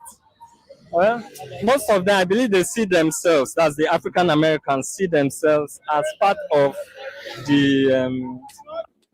Okay, thank you so much, Nakmizi, for the €6 super chat. I think it's my first time I got a euro, I think. Thank you. Great topic, and salute to you for being hella informed on the topic. I'm FBA that has moved to Europe. Don't move to Africa. Nakmizi, would you like to talk about your experience in Europe? If you do, I would like to drop the super chat. Drop the link, but if not, that's okay. American society, so in this case, developed world. So it's going to be very difficult, in my opinion. Okay. Thank you very much. Okay. I want to add to that. Okay. I think they said, yeah. We got Professor Mariah Sincere. Let's go. Thank you so much, James Letterman. See, y'all didn't know I could break this down like that. You know, they like to try to reduce me to just a stripper. And certainly at times, a stripper Mariah Sincere comes out, okay? But I'm a Gemini. I can do both. I can do it all. can immerse in culture more. That's if you're trying to bridge the gap between African Americans and Africans, right? They can immerse in the culture the way they do. And what is culture? Food, music, our weddings. They can keep it up, keep cooking their mala. I keep listening to the African Afrobeat. Exactly. Yeah, my piano. Exactly. What do you think about African Americans? What can you say about them? Okay. Well, my perception of African Americans, from what we see online and things we see in movies, I feel like they feel like they are superior to we Africans who reside there and who grew from Africa. Yeah, they feel like they are superior. They most times don't want to associate. But I found out that recently, there has been a lot of noise going around Nigeria. A lot of people are wanting to visit Nigeria and stuff. And okay, but yes, I gotta tell them why we think this though. I'm gonna keep going back to this. Thank you so much, Cha Cha, for the $9.99 super chat. I appreciate you, girl, and your continued support. Much love. The reason why we think this is not our fault. See, Africans will have animosity towards us that y'all don't have toward American society and media as a whole. We were showed commercials of y'all with flies flying around and y'all drinking water from dirty rivers. And we were showing y'all click-clacking on National Geographic. Is that our fault? So if y'all think we have a superiority complex when it comes to y'all and the rest of the United States doesn't, it's just us, you're delusional. They just won't tell you. African Americans, we just louder about shit. We'll say shit in your face. We'll do all that in your, not me, but yeah, that's our culture. We like to score on people. So African Americans will do that kind of stuff in your face. Whereas like a white American or a Mexican American or any other type, they gonna like do this and kiki behind your back. But they saying the same stuff we be saying. It's just people, y'all, and I understand the nail that sticks out gets the hammer. So maybe that's why y'all feel like we the only ones saying that stuff or think that way about y'all. And let me clarify, I don't think that way. Of course, I've had more exposures to y'all culture. And again, y'all cultures are very different and varied. But just in general, I've had more exposure to y'all's cultures than the average American, though. My downstairs neighbors were African. I used to go over their house.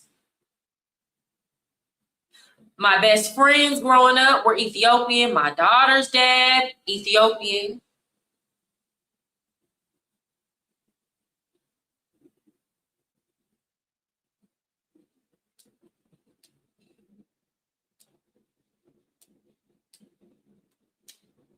They are beginning to want to relate.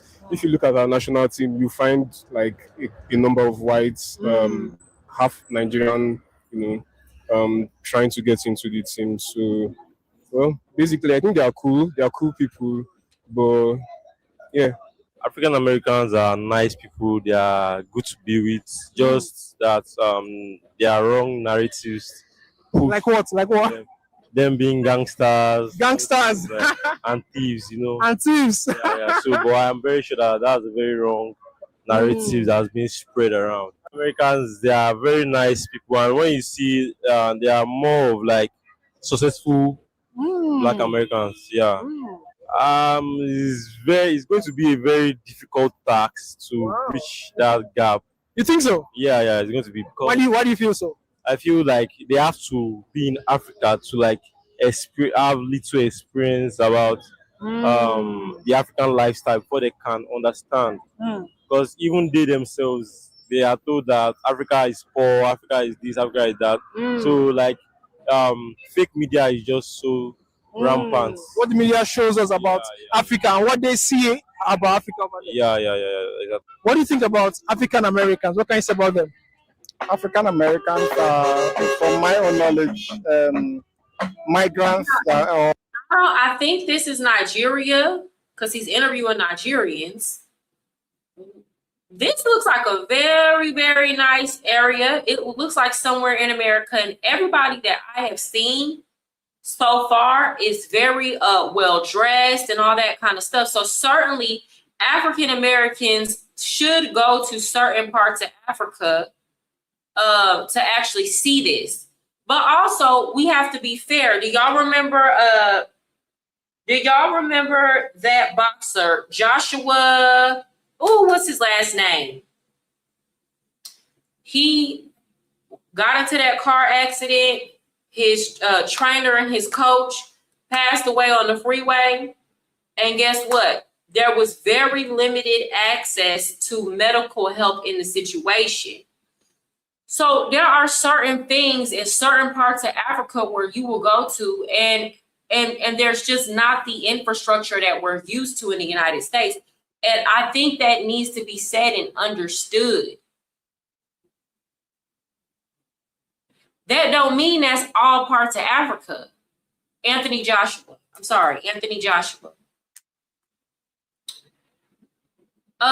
There are just certain parts where you have to know when you go there, you can't expect the same thing that you're going to get in the West. And then there are parts where it looks exactly like something that you would see in America. So all of these parts are different.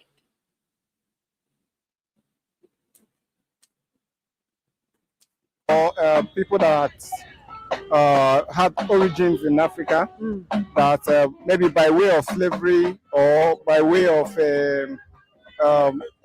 birth, they grew up in America and now are citizens there.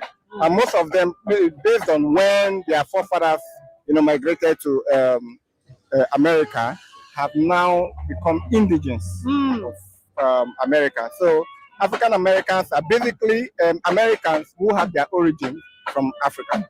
It's true. We are. We've been here so long. Y'all gotta quit. Y'all gotta accept it. It's okay to be American, Black folks, because other people come to our country and they benefit from the fruits of what our ancestors fought for, and they don't mind saying they American. They don't mind. They get in where they fit in. They learn to play the game. They become successful. African Americans, if you see them, they are very dynamic, both in perception, both in their doings, both in their clothing, in their speech, in short, their general outlook, their general way of life. They don't see things the same way a typical white man will see things. So, and that has also made that has informed what has informed that is as a result of their African traits. That is why most times when you see African Americans, it's the same way they behave. It's the same way we Africans behave. But the only thing is just that you see them, they grew there, all their life has been there, and everything that they do is there. Okay, so the basic thing is, if you know your origin, it gives you a different perception about you. We see a lot of people like Idris Elba. We see a lot of big celebrities who are African, who have African origin, coming back. Even Beyonce at the point had to, affiliate or how will I put it now? Try to have this relationship with Africans. Africa. So basically, once you start coming back home, your mindset changes. You know that there is actually no difference between you and a typical African than the old way of people seeing things, that whenever you see Africa, what you are seeing is maybe Sahara village, poor people. You understand? Well, it's not like that. It's not like that. So a lot of things are changing. A typical example is religion. They brought religion into Africa. But today, Africans are the ones championing religion. Africans are the ones setting the pace. Africans are the ones setting standards for them. They no longer have standard in religion. It is basically Africans that are now, if you look at most of these churches and the ministries and foundations, they all have their headquarters in Africa. Wow. Now going back to save Americans and other parts of Europe. Wow, you understand? So basically, Africa, the best way to bridge the gap is first of all understanding your relation, your background, trying to understand where are you coming from. Once you know this is where you're coming from, there's a way of tracing your pedigree. Once you are able to trace your pedigree, I can assure you that you will know that Africans, because of the fact that they are here, they are not separate, they are not distinct, they are not totally different from you, an African American. You understand? You all share the same traits. The only difference is, where did you grow up? Where did you grow up? Background. So guys, let us know your thoughts in the comment section. Like, comment, subscribe, and share. Okay. And if you enjoyed So this here you video, go. we There enjoyed.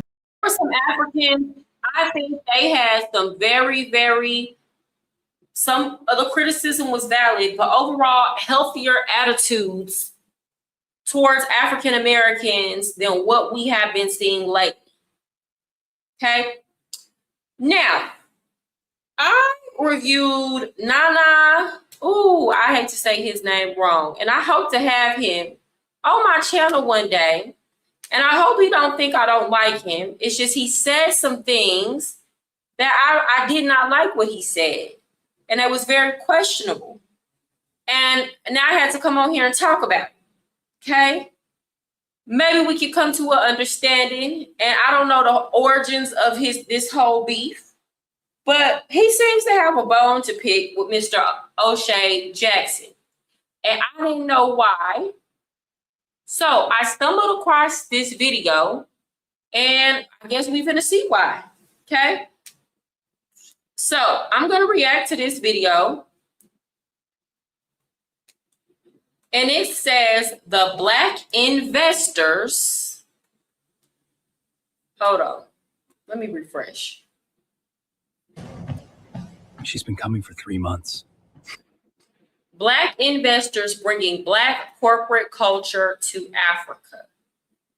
So this is in response and him giving his opinions of O'Shea, Duke Jackson, and some ways that he conducted himself in Africa.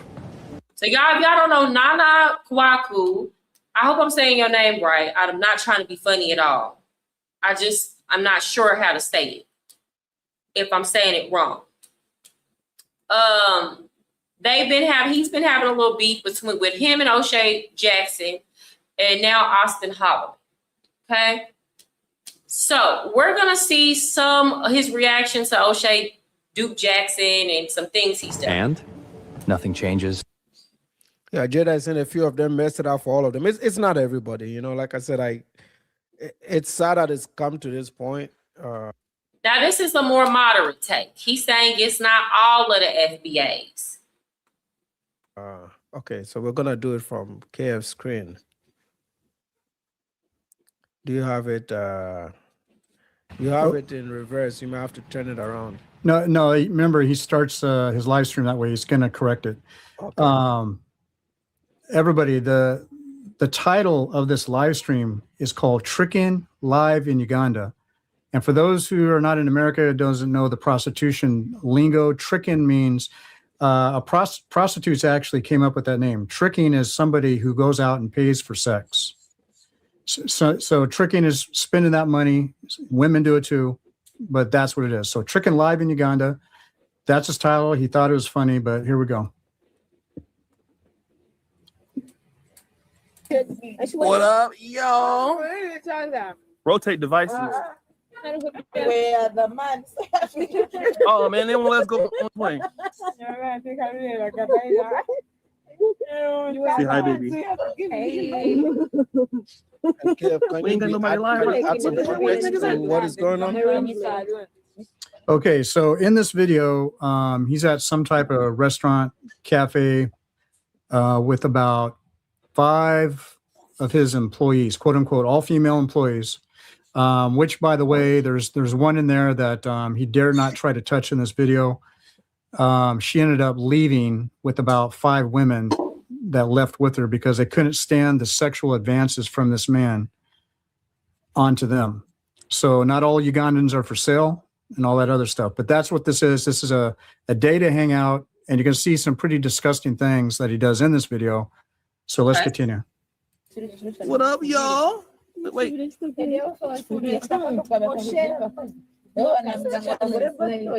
live. What is going on today? And you can see this is also in 2019, everybody. As you can see, he's now mocking, changing his voice again, mocking a quote unquote African. So even back then, this is what he was doing, and he's doing it this year.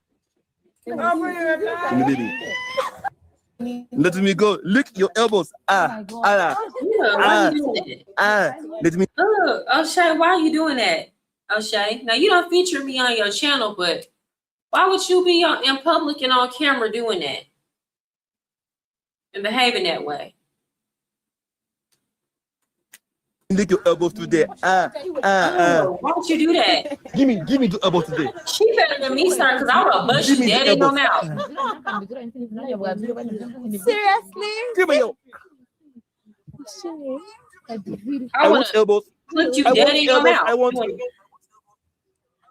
That's somebody's boss, right? The boss of employees, right? Yeah. So he's the boss. And I forget the term that people use. I know Kobe brings it up a few times. When somebody has more money and they're taking advantage of people who are less inclined to be able to defend themselves based on their economic status. There's a certain term for it. That's what he's doing here. So some of these women that are with him are actually prostitutes in Uganda, but not all of them that are sitting around him. And then some are just there because they need the money.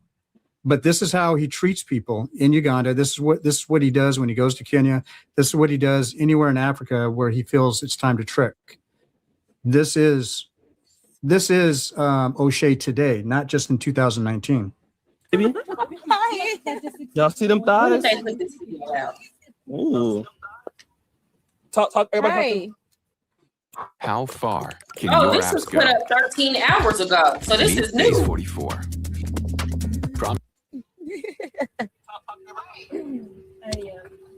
Tricking live. Now, I don't know if he's joking.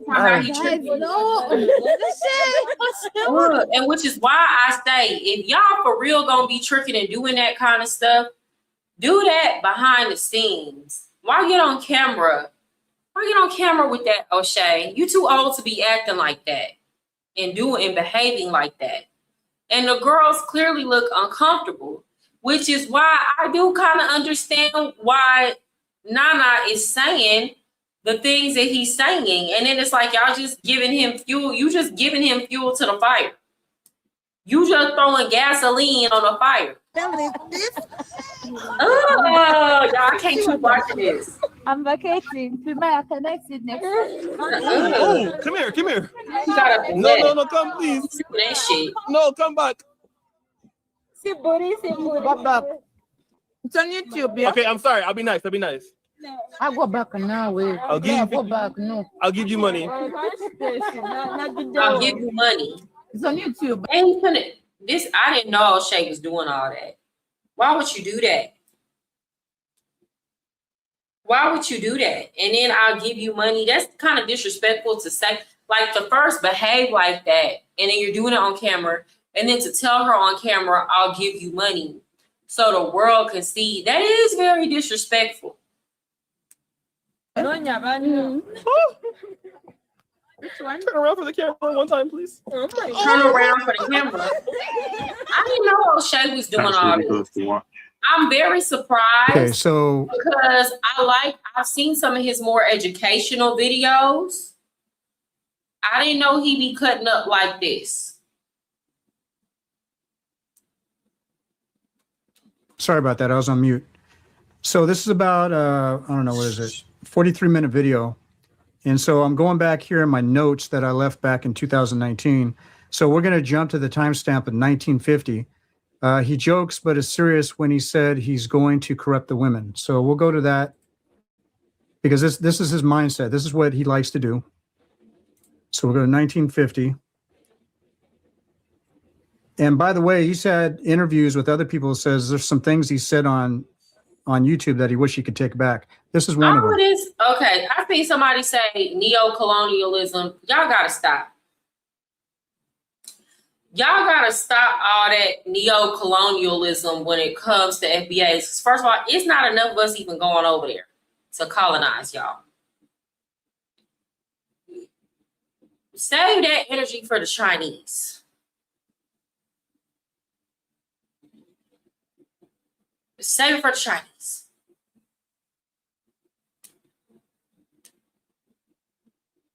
I think he was joking around with his friends. They all know each other. And maybe I'm just uptight because if I had a friend doing that to me, I still would get away from me. I don't like people playing with me like that.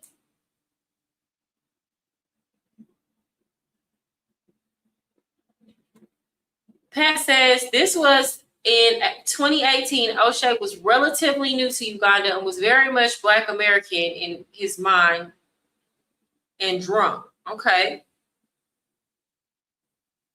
But I'm going to say this, I was raised on my Black American side and I just couldn't see myself acting like that.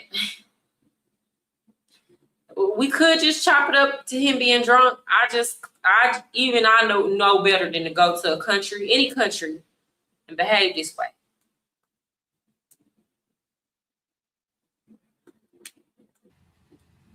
Like on your elbows one more time.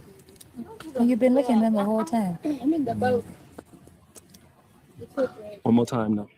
Off camera. Boy, on camera. Well, I'll turn the camera off. Send it to yourself.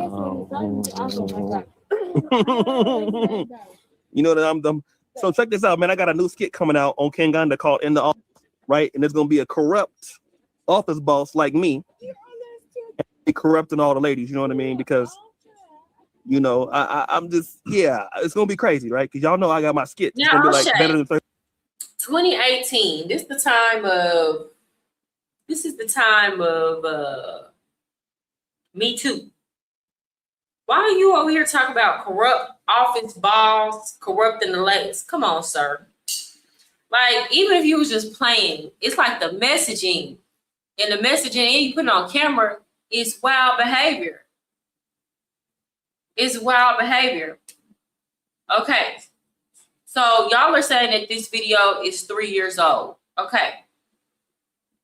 I'm gonna take y'all word from it. Now, they're making it seem like this is recent, but y'all are saying y'all saw it 3 years ago. That's not true. It's recent. So there's two people. Oh, okay. But Romeo is saying it was recent. Okay. this box. So y'all make sure that y'all check my comic out, check all my shit out. You know what I mean? It's really a shame to be this good looking and this talented. I know it's hard, but somebody got to do it. I know that's right. Yeah. Now, Boomer, go talk. Okay, so let's check the other timestamp. There's a couple more on this particular video. Just a couple minutes later, he says, I see a nipple. So like, why would you want to put something like this on a live stream? Okay, what up? We got Nak Meezy. Nak Meezy has joined the live stream panel. How are you tonight? I'm all right. How you doing, sis? I'm good. Thank you for asking. Come on, what's up? What's the word? Man, look, I'm listening to it because I listen to you, every now and then or whatever on my way to work. 1808. I'm like, whoa, those very specific years. And that's when the British outlawed the slave trade. It didn't really go. You cut Can out, you hear Nak me, sis? Meezy. Yeah, my Now I can hear you. Said it. Bluetooth went out. Can you hear me? You said that's when the British outlawed the slave trade. That's the last, and that's when we Yeah, outlawed it. International slave trade. International slave trade. Meaning we couldn't right. import, for those of you who don't know what that means, we couldn't import any more slaves from Africa, but they could still trade, sell, and breed what was already here domestically. Go ahead. Exactly. And it was like a bootleg international slave trade where they was doing like basically piracy way after that. Smuggling. But once I saw that, I'm like, okay, sis know what she's talking about. Like I said, I'm an FBA based here in Europe from New York, originally Brooklyn. And I've been to the continent. And just like that video that you played, a lot of the Africans on the continent, they don't really have a lot of smoke for Black Americans. You know what I'm saying? A lot of it tends to be online and people that are outside of Africa. And the continent, they got other things they got to worry about. But to get to the point I'm trying to make is like we are too far removed culturally, phenotypically, uh, economically, how we think and everything for us to go back in droves, just think that we're gonna live amongst these people, in harmony. You will find a lot of Africans, especially Ghanaians, very, very nice people. I had a great time there. But when you move there and then you start competing for jobs, resources, and stuff like that, if you're not paying like you weigh, digging what they call it, boreholes and making it rain on a community every month, so to speak, then they're gonna start looking at you like a walking wallet. You know what I'm saying? And once that water run out, then they're gonna stop being as nice as they was. You know what I'm saying? That's all I'm saying. You visit, but don't go there on some kumbaya. Matter of fact, I started enjoying Ghana after I stopped looking at it through the eyes of a Black American. You know Hello. what I'm saying? So And why I is just said, that? let me accept them and how they deal with white people for how they deal with them, and not try to impose my, you know, the way we do in a lot of instances on them, and just accept it for what it was. And I had a great vacation, but I would never ever move there. And what are their attitudes, just in general? What attitudes do they hold towards white people or white Europeans? Okay, I've seen both sides of the coin in Ghana, right? I've seen on Oxford Street in Accra, some white dude throw something on the floor, and a cab driver checked him and called him a white boy and said, "Yo, take that back to your own country." Blah blah blah. Got at him. But then I've also seen the opposite, which was more of this energy, which was very I don't want to call it subservient. I want to call it extremely nice because I'm being respectful.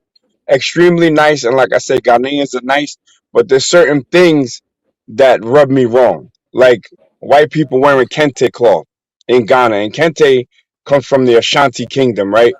And I'm like, damn, bro, like y'all not gatekeeping your own stuff. That was in a time where I'm trying to be on some Black American shit out there, but I just said the Ashanti and Europeans, specifically the Dutch, were trading partners for 300 years. So who can I come over here trying to impose my view on white people on them? They looked at white people as opportunity, as business partners. Under Come our on, Nick. situation, under slavery in America, we looked at them as like the ops. And even today, in certain situations, we look at them as the ops based on whatever's going on at that time. You know what? You said a mouthful, and I'm glad you brought that up, Nak Meezy, So what a lot of people don't know is one of the main determining and driving factors for European colonization is because if they would have stayed how they were, like, okay, you think about the English, they're like literally on a very small island. So during this time, before they began to expand and colonize, they were basically like just pretty much non-factors in the international trade market. What you had was this huge ring of trade between Africa, Asia, and the Middle East, right? And the Europeans weren't really big players in that.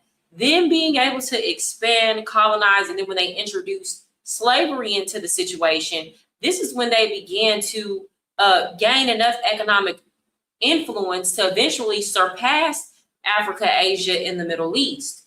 So you're so correct in saying that a lot of these trade relationships oftentimes exist pre-slavery, and they're not going to view it the same way that we view it. It's not the same, and that's what they're talking about when we say we impose our mindset on everything.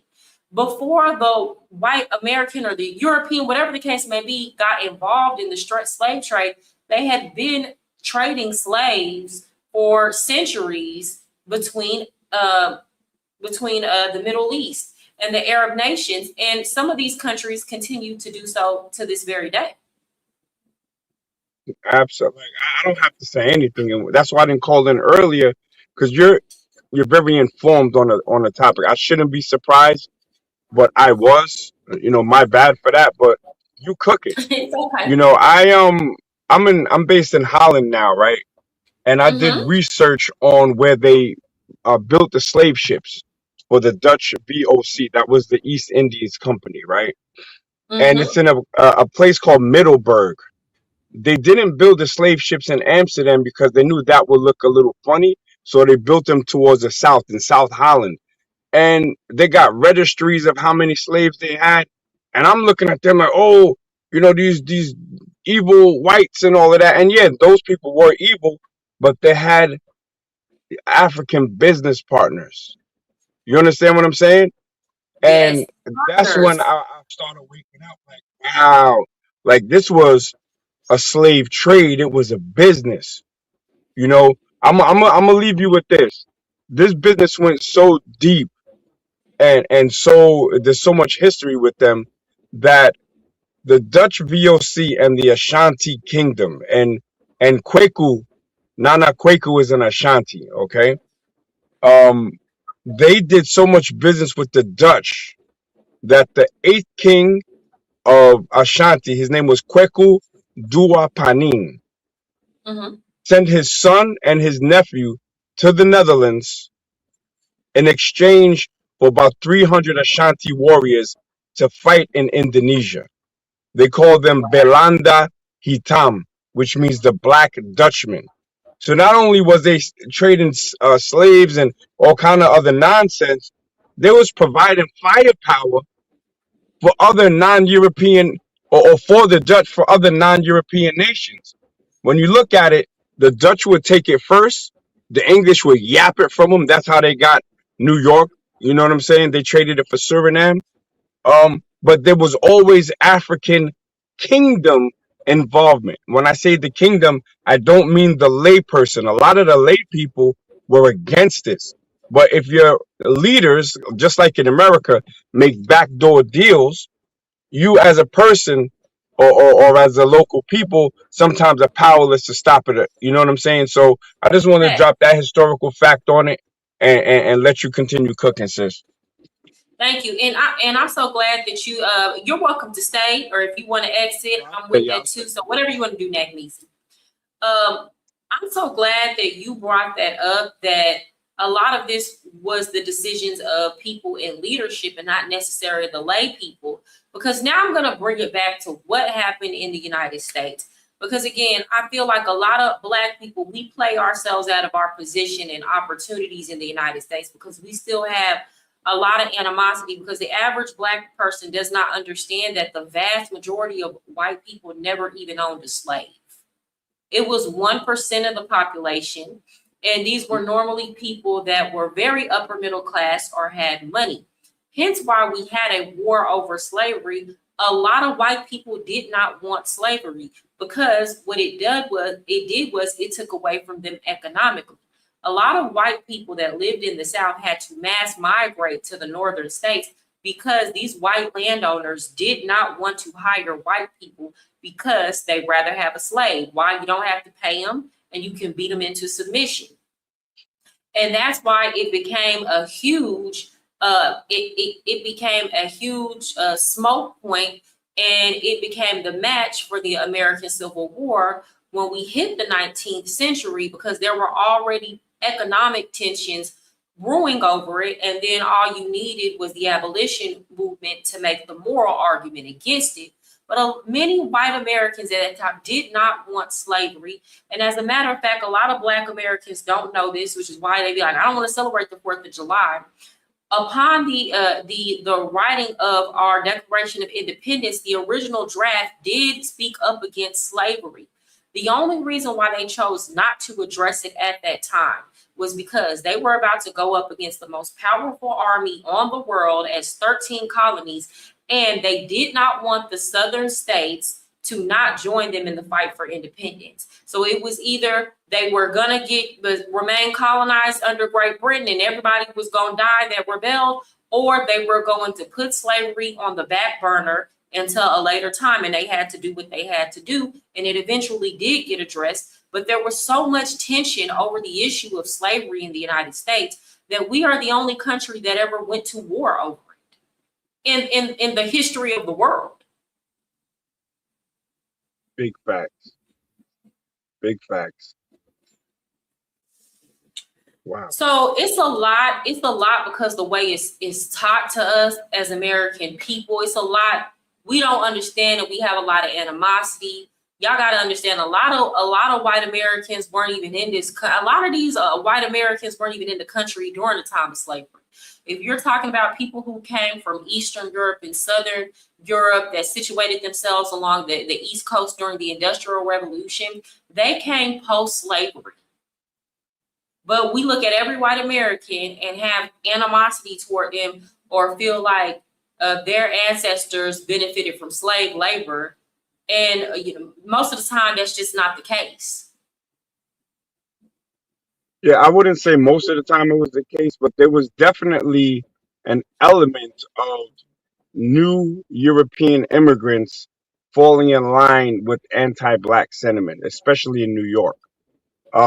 So there was smoke. There was actually race riots in New York City between FBA from New York and new immigrants to New York. You know what I'm saying? So it wasn't peaches and cream either. But that's the pressure cooker that makes Black Americans so great. You know what I'm saying? Our people have gone through some of the most horrible stuff, and we still here. And that's why I'm very proud to be a Black American. And I don't look at it as I look at it as a badge of honor, as a show of my people being survivors, not victims. You understand what I'm saying? I like to end with positivity. So let me talk about how you can move to the continent and be successful, because I did have a business out there. I just deaded it like a year ago. But what you don't do is you don't go on some, I want to go back home and connect on my roots and I'm lost and I don't know who I am and give me a new name. I was born on a Monday, so please name me Quaker. No. Your strength as a Black American is embracing the fact that you are a Black American. That's where your strength is. That's where you'll get the buy-in from people. Not the hanging your head low, dashiki wearing, big Africa earrings wearing, I'm one of you guys. No, embrace your uniqueness, right? That's number one. Number two is if you are a bum in America, you're going to be a bum in Africa. Don't think that it's cheap moving there or living there, because a lot of stuff is imported. A lot of the natural resources are refined by Europeans. They get a lot of food imported. Like I think is it Cameroon? They import chicken from France, like stuff that's almost I want to say expired. You know what I'm saying? Stuff that they don't sell in France, they sell it to Cameroon, and they literally messed up the local chicken market in either Cameroon or Togo, one of those two countries. Um, so you got to be prepared for all of that. So if you're an expert in something in America, find your niche somewhere on the continent and move based on business and not emotions. Okay? If you do that, then you can be successful. And you also have to have very good local connections. So I would say not only become a good business person in America and an expert, but also immerse yourself in the language. You don't have to try to become an African, but you should at least invest some time to learn parts of the language or a lot of the language so you can have that buy-in from the local population. You also have to be prepared for the difference of how they see white people. You're going to have to get over that if you're going to be successful. So the biggest point that I'm saying is don't be a bum in America, think you're going to be the Prince of Samunda in Africa, because it ain't going to work. So I would never say don't move. Well, I did say don't move. Don't move in droves. Don't move based on emotionalism. But if you want some get money and you find your niche, you could get money in Africa. I love it. I love it. That here, there y'all have it from the horse's mouth. Y'all heard that from an FBA who has spent time in Africa, and he telling y'all, I ain't even been there, but he has confirmed everything I have said throughout this live, and he's able to come at it through experience. Yeah, no, but I'm like in awe. I don't know why, because I don't know you. You know what I'm saying? But these kind of videos or live streams, I think showcase your intelligence. You know what I'm saying? And you never come off as if you're not intelligent, but this just shows a broader scope. I would never click on the Passport Bros joint because like I was going at them, and I like a lot of them. You know what I'm saying? A lot of these dudes are my brothers. Yeah.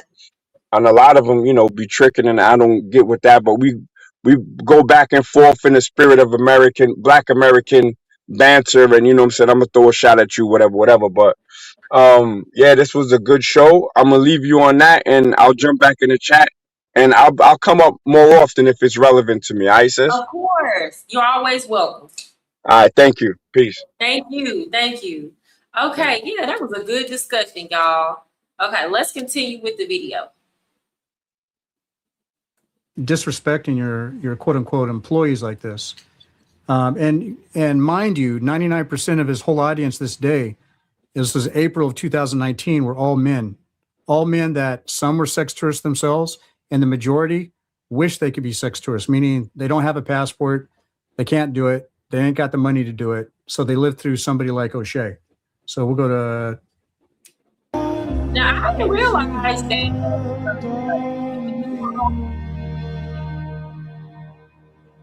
it was a sex tourist destination. So why y'all ain't getting the likes up, man, on this? I didn't even know. No, Maybe I'm naive. These are my I'm new here, y'all, to this space. And from what the videos I've seen O'Shea do as of recent, I like. But I did not know that O'Shea, is that true that he does sex tourism? I didn't know that. And look, here's the thing. If he does, if he's going over there messing with the girls and doing a paper play, that's his business. But you do have to mind what you put on the internet and how you treat the women online. Because here's the thing, y'all. And I gotta be honest about this part. Black American men have gotten so used to publicly disrespecting Black American women that I don't think that y'all truly understand that other groups of men are not having that in regard to their women in other countries. They women could do the worst shit in the world. And when they see another group of men dogging on their women or disrespecting them, even if you think it's a compliment, I'm going to take it back to what was going on in Colombia with a lot of the men in the space putting the women, putting the sex workers and showing their bodies and bringing the prostitutes and stuff on camera. Okay, to you, you might think that's a compliment because you're telling the other men the women are better here, they fit, feminine, submissive, it's easier to get access to sex and stuff here. The other men hear that and they hear the disrespect. It's not a compliment, it's not flattering. So guess what? Now it's beef and smoke and drama for the men in Colombia over all of that. Same thing, it seemed like it's going on in Africa. So I gotta understand, a lot of men don't take too kindly to that. Whatever gripes they have with their women, they do not want people publicly disrespecting their women. This is my staff, right? So that's Kinganda, man. Y'all go subscribe to Kinganda channel because we be doing some crazy stuff over there. And check this out. He's representing Kinganda here. For all of those who don't know, Kinganda is supposed to be a quote unquote almost PG-13 type of channel to talk about the political dynamics of Uganda, Kenya, and whatever, Africa in the black world, right? But he perverts it by bringing it into this video. And if you follow this guy for years, you'll see that even in the Kinganda channel, he's got a lot of perversion going on from certain types of videos within that channel. But let's continue. But I'm now with the. He said, "What up, John Dallas?" He said, "I saw nip." So somebody saw a nipple from the chat, and he decided to repeat that, and then look to one of them because this guy is perverted. Instead of like not saying anything and having respect for them, he doesn't do it. So now the whole video is telling, but these are like key points. These are like key points. Now, shortly after that time step of 2120, he says he's a pimp, or says he's a trick, not a pimp. So let's continue with that. And it's possible So he loves to admit that he's a trick, that he loves to pay for box. What up, AM1? I'm not no pimp. I'm a trick. Hi, TJ. You know, he joking? No pimp. I'm a trick. Because it sounds like he might be joking. What up, AM1? I'm not no pimp. I'm a trick. Hi, TJ. I'll be honest, sometimes when people don't like people, somebody might say something in jest, and then people take it and run with it. So I'm trying to figure out, given the context of the situation, is this an admission or is he joking? You know what TJ is? No, I don't. Okay, so Nana, at this point on this particular video, I know we don't have time to watch the whole thing, but those are the He's joking, but he's key not. stamp moments that I had to bring out back then, 16 April of 2020, on this video. So if anybody was to come across it, and I sent it to them for the review, these are the 3 areas that they needed to look at. But the whole thing can tell you the whole story of who this guy is. Why herbalists always steep cinnamon in oil before brewing. Most people. What's going on? Okay, so that's the video that they had of him. Now, I want to react to this. I don't know, y'all. I got to see more. I don't really like how he was conducting himself. Some of y'all are saying he was joking and playing. I don't like that kind of joking and playing. Okay, I personally, if I was one of those ladies, I would be like, move from around me. You're doing too much. Some people are more chill and laid back and they don't mind that. But some type of joking and playing, you really just shouldn't put on the internet, in my opinion, because some things that are meant for inside jokes, people might take it the wrong way. So that was definitely, because I don't really know if he was being for real or if this was joking. I don't know. To me, the girls didn't. To me, I'm just looking at body language. They didn't seem like they was really into all that. To me, it comes off as weird, and I absolutely see how Nana and them could look at that and be like, look at this shit. So it's just certain things. It's not everything is for the internet. How about that? All right, now I want to hear this young man's story. This is from No Limit Eddie. He has 85 subscribers, so some of y'all might already be familiar with him. 85K subscribers. And it says living in Africa sucks for Black Americans. Here's why. Okay, so that's a bold statement there. For over 5 years. And in that time, I've seen waves of Americans come, but also go. And normally they're not leaving because they prefer living in America or they just hate living in Africa. Although sometimes that is the case. Typically they're leaving because of challenges that are just too hard to ignore. That's why it's super important that we have an honest conversation about why Black Americans just can't seem to stay in Africa.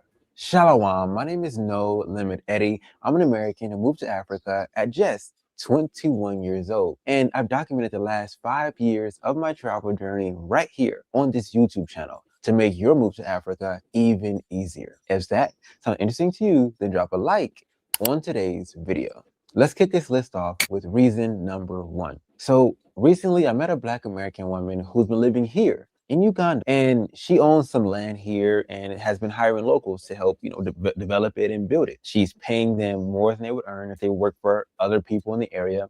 She is paying them on time, which is super, super rare here in Uganda.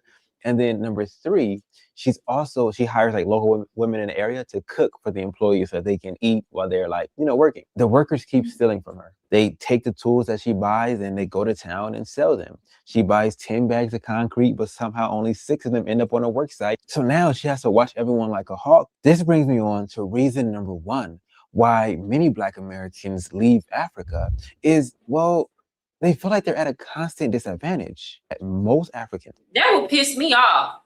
I don't want to live somewhere where I can't trust people. And that's why I would never, in some of these countries, I would never start a business. And like, to me, I feel like you would just have to know and have good people. Yes, people making money, but that type of shit, taking them type of losses constantly would piss me off. And it would honestly and truly over time, I believe it would make me start feeling resentment. And I wouldn't want to feel that way. So like if I lived in somewhere like that, I would have to really be careful about people I hire to do work or do contract work, or because I'm one of them people, I do people right.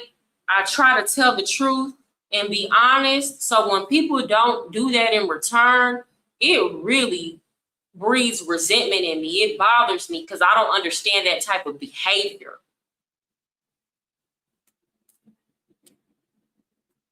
That I've met believe that Black Americans are a result of white people and African people breeding together. And Mzungu means like white man. They believe it's perfectly acceptable to lie to the Mzungu, to steal from the Mzungu, to mistreat the Mzungu. And the logic they use to justify this or to make it okay is, well, you have money and I don't. And you see, being an American means You have money and I don't. Therefore, you owe me something. And that's not just the African mentality. That you will find that mentality and I'm not even saying that's the African mentality. I'll say that's not the mentality of just poor people that live in Africa, because not everybody in Africa is poor.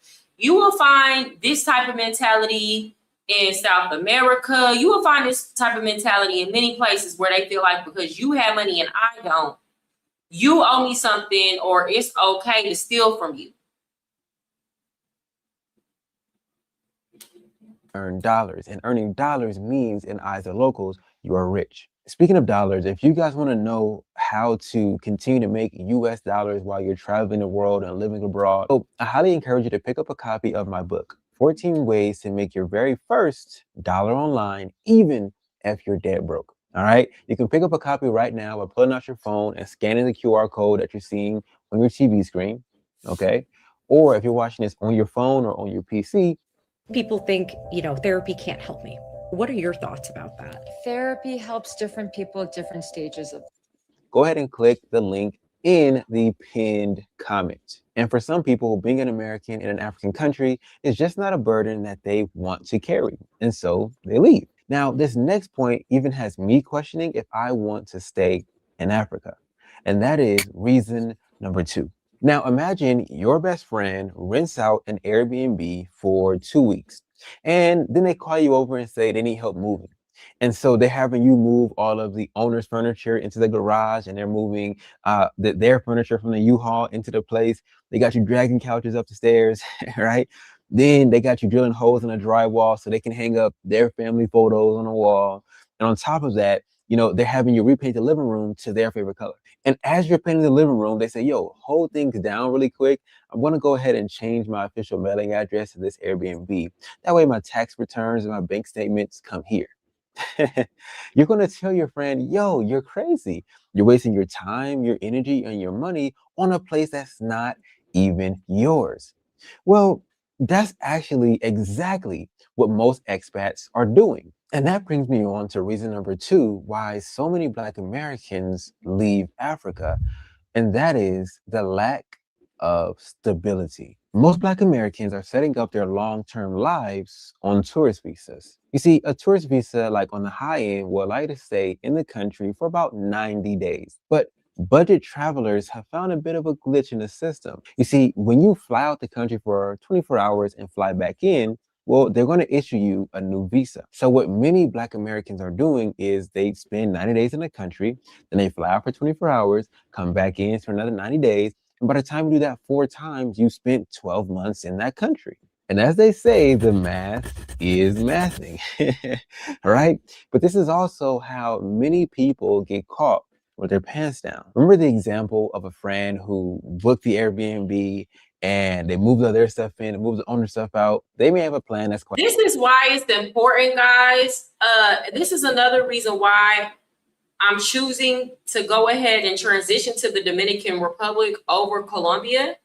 It's getting harder and harder to get a long-term visa in Colombia. Dominican Republic is much easier to get a long-term visa or to get a residency here. And the immigration laws for Americans are not as strict. And also, let's say you get married in this country.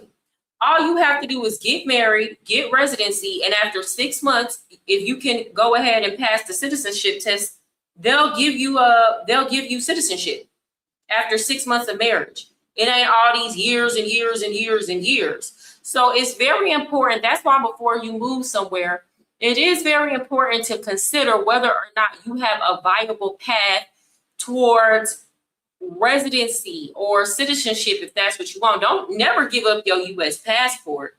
So again, the place, you have to be able to get dual citizenship, and you have to have a reasonable path towards residency. Now, some of y'all already have $200,000 to invest into a property, and that's nothing to y'all. Some of y'all, it's not going to look like that for you. You're going to have to go through other paths. And you have to make sure there is a viable path for you and your situation.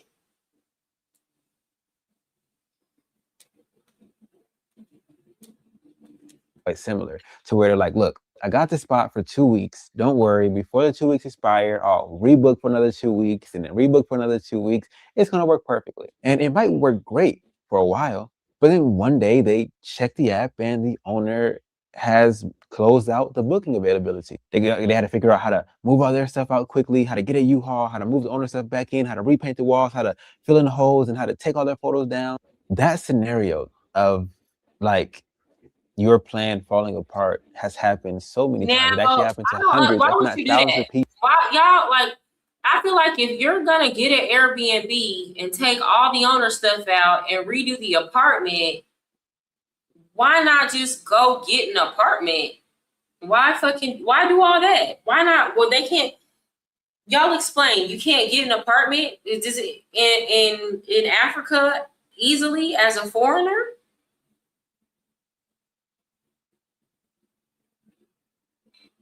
It's better to just go get the apartment, an apartment, get on contract, and furnish it yourself. You have dual citizenship, Dominican Republic, U.S. Yeah. I'll also say this, like, as a woman, Dominican Republic is easy. Honestly and truly, well, I don't want to say that because I feel like that's spilling too much tea, and I'm really not trying to encourage certain things, but I'll say this, as a woman, it's way easier to find somebody to get married to that you would actually like to get married to in some places than others.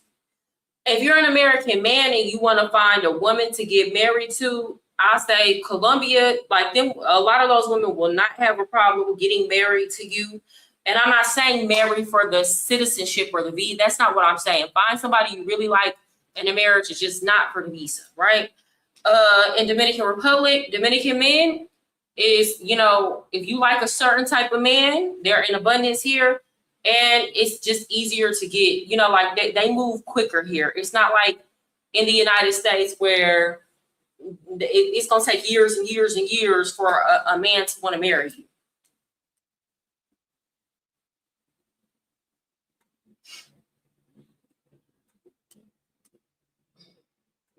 People, Black Americans, in Tanzania while I was living there. So then it becomes, well, if you're smart, what you do is you only buy and own things that you can easily fit in your backpack or in your suitcase.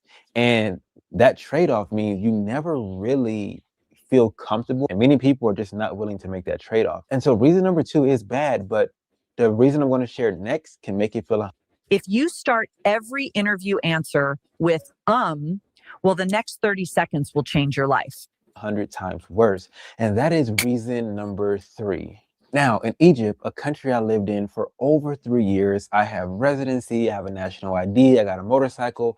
I could go back to Egypt right now today and be overly sturdy. But where I am right now in Uganda, I'm doing that whole tourist visa nonsense that I just told you about. Now, why would I leave residency to come deal with the tourist visa nonsense? Enough said. But I really do hate all of that like tourist visa nonsense. And so I decided to have a sit-down conversation with a high-profile immigration lawyer here in the country. And the biggest takeaway from the meeting is that I qualify for one visa, which is the business visa, and it comes at a cost of $7,500. Now, $7,000? Okay. that same week that, you know, we had the meeting, as I'm thinking through, what do I want to do? We had a 16-hour power outage in my area. So that brings me on to reason number 3, why many Black Americans decide to leave Africa, and that is there are better options. You see, of course, I'm not going to pay $7,500 for a piece of paper that lets me stay in a country that doesn't even provide me with stable electricity. What you end up doing is you look for other options in other countries, and you find that there's way better options. For example, in Paraguay, all I have to do is go there with a birth certificate, go there with a background check from the FBI, and they're going to issue me a 2-year temporary residence permit. And after those 2 years, I get a 3-year residency permit. And after those 3 years, I'm able to apply for citizenship. If you want Paraguay is a very good, I keep hearing great things about Paraguay. The reason why I'm just going to be honest. I already moved to a country where I was not really, I'm a single woman. So I already moved to the country where I was not really feeling the men like that, right? So I was like, you said, okay, yeah, they are right. They are. I've heard that. And I saw, did y'all see was that Paraguay where there was that Brazilian soccer player and I think they like threw a banana at him or something like that, the other football team.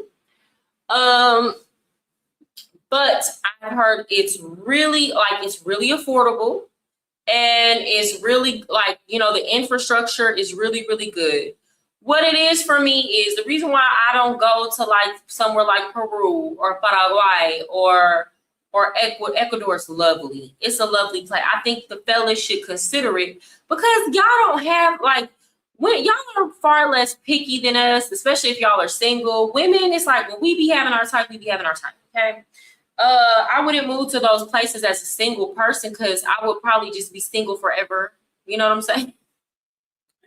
And like why? When for me, there are places where I can go where I really like the culture, and yeah, I can date if I want to do that.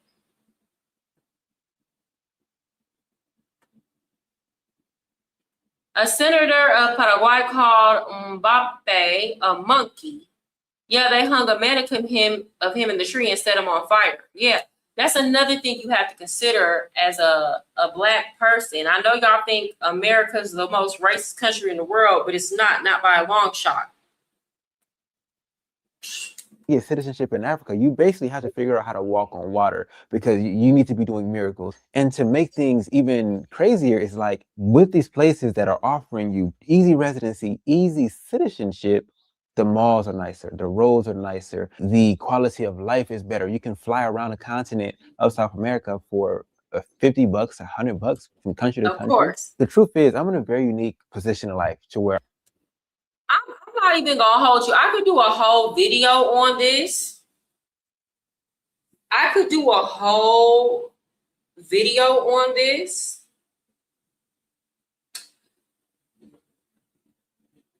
And I don't even want to encourage American women to like do this because it's not. Here's the thing: I feel like if you're gonna date in Latino culture is not gonna be for every American woman. So I would never get on here and be like, y'all need to go date Latinos because they're better than American men, or y'all need to date a Dominican man because they're better. No. If you're the type of woman that you're not very affectionate, or you don't believe in like cooking and cleaning and like those expectations that come with a little bit more of a traditional relationship, then it's not going to work for you, darling. It's not going to work for you. It's not going to work for you in like any Latin American culture.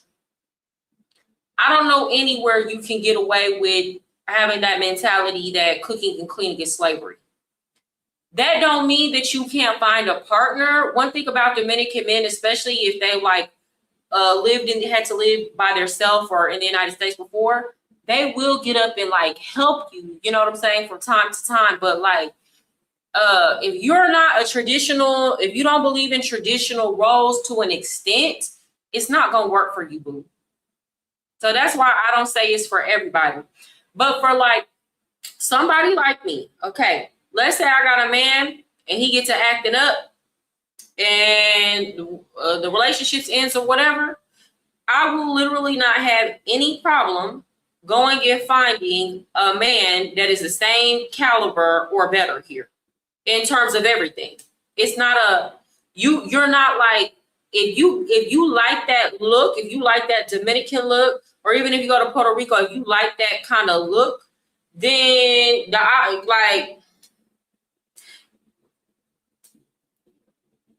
they here. They here. Then it just becomes a matter of compatibility. Like, do y'all share the same values? Can y'all get along? Is the person going to treat you right? What do they do for work? Those kind of things. But they're here, and they're here at every socioeconomic status.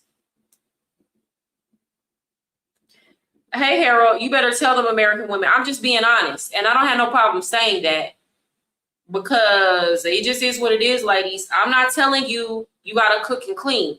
I'm saying if you don't want to cook and clean, don't be talking about you leaving the United States, coming to Latin America, because it's not going to turn out the way you thought, baby girl. Or the best you might be able to do is you might can find a stanky panky who will marry you under the guy, you know, and you're gonna like pay all the bills, or he think, you know, you're gonna tell him you're gonna take him to the United States. You can get into that kind of situation and you're not cooking and cleaning. But if you want an actual real relationship, you gotta do those things. That's expected. Even if y'all don't live together, when he come over, that's expected. They gonna ask you what you cooked today. Dominican expect a traditional woman. Yeah, all that eating out, they not really going for all that. Maybe on the weekend when y'all go out or something like that. But like, no, when they come into your house and stuff like that, you have to have put some on that stove, girl. That's why the American men leave in America. I'm just telling it what it is. That's not to shit on American women. I'm just being honest. And what y'all got to understand too is like Dominican women got to go to work too. Like they be at work too, but then they come home and they still got to do all the stuff that y'all say is slavery. So what y'all got to learn how to do is put systems in place where it makes things easier on you. Like you don't got to make a 5-star meal every night.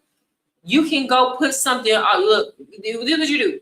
Make some arroz, go put you a stew in the crock pot and you do that shit early in the day, dinner done early, and then girl, I don't know, maybe make you some plátano, something like that, some tostones, and girl, that's it. That's all you need. A little salad. I don't know. Something, girl. It don't have to be hard, is what I'm saying. I can Some truly little 20-minute meals, 15-minute meals you can put together, meal prep, something. have the world open to me. It doesn't matter. Keeping your house clean, that's just a part of life. I go crazy if the house is not clean. So I don't know. I guess y'all say a man make it more dirtier.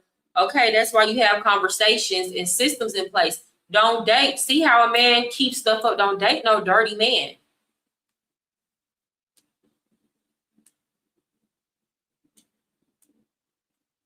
If I'm in Africa, if I'm in Asia, if I'm in South America, I can go where I'm going to be treated best, because wherever I have my laptop is where I have my income, right? And so if you're also interested in learning how to create an online business that gives you the freedom to live anywhere you Whoa. I'll say this, I don't find Dominican men to be particularly dirty. Now, some stuff that they might do, like if you go over Dominican, if it ain't nothing but a whole bunch of like men, they might do shit like not clean the toilet like they need to be keeping up with. They might do shit like that. Not pay attention to the detail in the bathroom. I just built a budgeting app in Base 44. Guys, Nina just built an app. Impossible. want in the world, go ahead and pick up a copy of my book, 14 Ways to Make Your Very First Dollar Online, even if you're dead broke. Or if you're watching this on your PC or your phone, go ahead and click the link that is in the pinned comment. All right. Now, a huge reason that people move to Africa is that they're expecting to have a reduced cost of living. But the thing is, in Africa, yesterday's price is not always today's price. And that brings me onto reason number 4. So imagine you have a savings account and you check the balance one night before bed and it says $10,000 in it. Okay, not bad. And then you decide to check it again at the end of the month. You haven't added anything to it, but you also haven't spent anything out of it. So you're expecting it might be just a little bit above 10K because, you know, a little interest payment should have hit. But when you check the account, however, you only see $6,700. Your heart's going to drop. You're going to ask yourself, well, where the heck did all my money go? You see, the Americans over in Ghana didn't have to imagine that scenario because that's practically what happened to them. In April to May of 2025 over in Ghana, the exchange rate completely flipped against those who held US dollars. And so overnight, everything became 30% more expensive. That's why my reason number 4 why many Black Americans leave Africa is that sometimes Africa gets too expensive. Now, sometimes the exchange rate changing is only a temporary thing. That's why, guys, I personally, and this is for tax purposes as well, I would never keep all of my money in a foreign bank account. What you do is you do get a bank account because it makes it easier if you're doing transfers, but you only keep enough liquid cash in that account to cover expenses for that month. You don't need a damn savings account and a bank account in Africa. For what?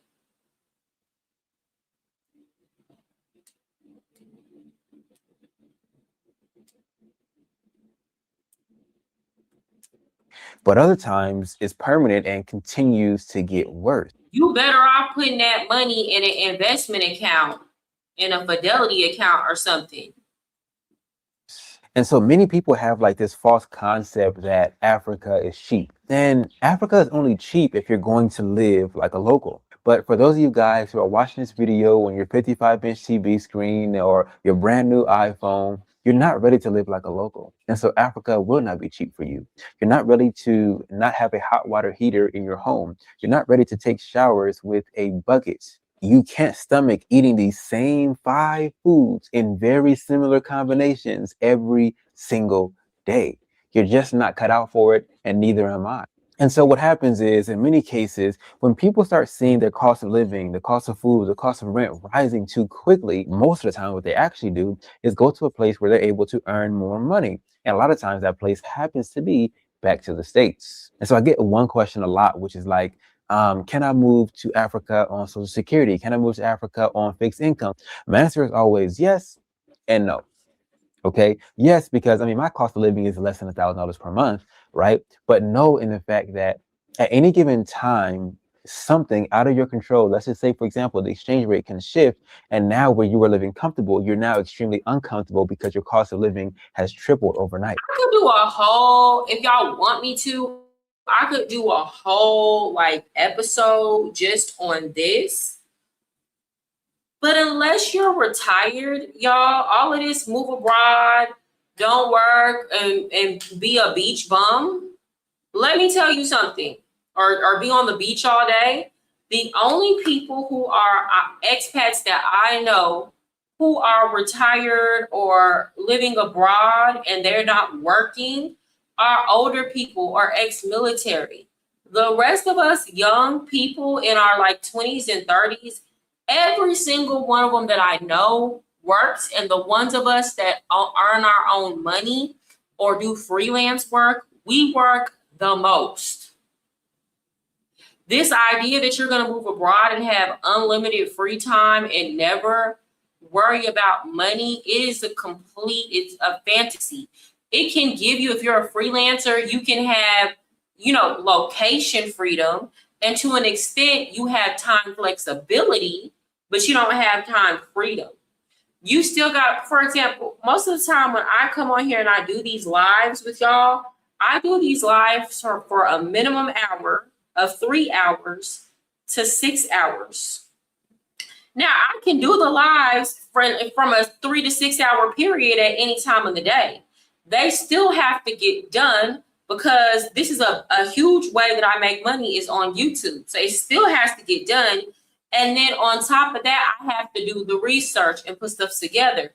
And then I have to go clip it. And then another way that I make money is posting on Facebook. So then I have to go make the content, and I have to make the content for TikTok. They're like, and then on top of that, I have my own website and my own business that I run. So I work more than in a day than the average American. I work anywhere from 10 to 12 hours a day. Now I can choose the 10 to 12 hours in a day that I'm going to work, but I still got to work them hours.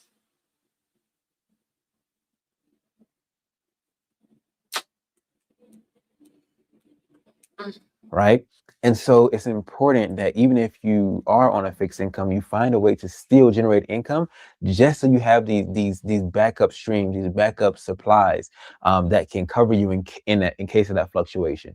And by the way, if you want to like work one-on-one with me to figure out like how you can start an online business, how you can make money online, how you can make money from your phone or from your laptop while you're traveling the world, go ahead and click the very first link that is in this video's description, or visit www.nolimiteddy.com/video and watch a 10-minute training I put together for you. And after that, if you like what you hear, you can book in a time to speak with me about the potential of us working together.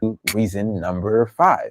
I remember everything that I heard about South Africa before I visited, that it was expensive, that it was dangerous, that it's just like America, but in all the wrong ways.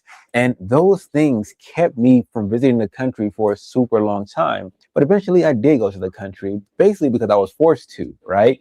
I wanted to go to Kenya, but they ended up having protests at the time, and South Africa was open, it was free, and it just seemed like the next best choice. But when I got out of the OR Tambo International Airport in Johannesburg, South Africa, it was nothing like I expected. Which brings me on to reason number 5, that many Black Americans leave Africa, and it's because it's not what they imagined. Thankfully for me, my time in South Africa was completely different, but for all the right reasons. I actually left that country, now ranking it like in my top 2 favorite countries I've ever visited. But many people actually watch videos that talk about an African country, they paint it as if it's all rainbows and sunshines, but when they get to the country, it ends up being a lot of power outages and cow poop.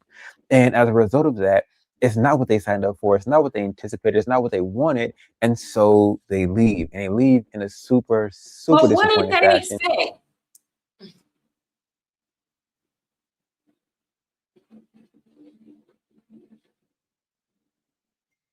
I'm confused. A randomized traveler says no FBA should not move to Africa. Number one, you're not wanted. Well, so it seemed like from some of the ones we were saying that we are wanted, but people want us to like not impose our beliefs on it. Two, the culture too different. I don't think every Black American should move to Africa. And people don't understand that those cultural differences do matter. So you're right. I think it's a certain type. If you are if you're adaptable and you don't mind the cultural differences, then sure. They only want to get from you and not give anything. Yeah, you gotta expect that. Okay. And they end up usually painting the whole concept. And here's the thing, it ain't even really nothing personal because a lot of them do their family members that live to the United States like that. Of Africa with a bad lens because they feel as if they were lied to. I just told you about some of the biggest cons you're going to deal with when you decide to move to Africa. For me, the pros of living in Africa far outweigh the cons. But will you feel the same? There's only one way to find out. Go ahead and check out this video where I detail some of the biggest positives of living in Africa as an American. I fell so in love with this city that I decided to improvise and stay an extra day at the last minute. I found out that night.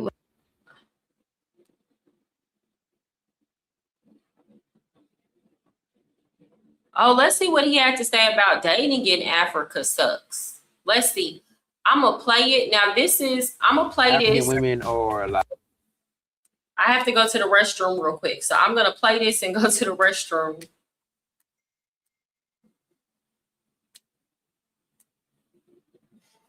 So this is again from No Limit Eddie. It says dating in Africa sucks. Here's why. like not clean. Yeah, that's a big one. I would say like that nobody wants like a third world woman, you know, like she using a look. African people, they're not the most genuine. They are very Yeah, I understand. they hide their truth. That's offensive. Why would you say that? That's offensive. So it's that situation, huh? Like you wouldn't choose me one among many, huh? Your body was so like heated. I thought I'd never be with you, but you have everything that I needed. I'm not even gonna put this part in the video, man. That's not what this video is about. This video is about that. We were in the Shalom. My name is No Limit Eddie. I'm an American who moved to Africa at just 21 years old. And I've documented the last 5 years of my travel journey right here on this YouTube channel to make your move to Africa even easier. Today, I have a special guest with me. She happens to be my fiance, and she happens to be Ugandan. So I guess she has a few questions prepared for me, and we're going to talk about dating in Africa. Drop a like on today's video.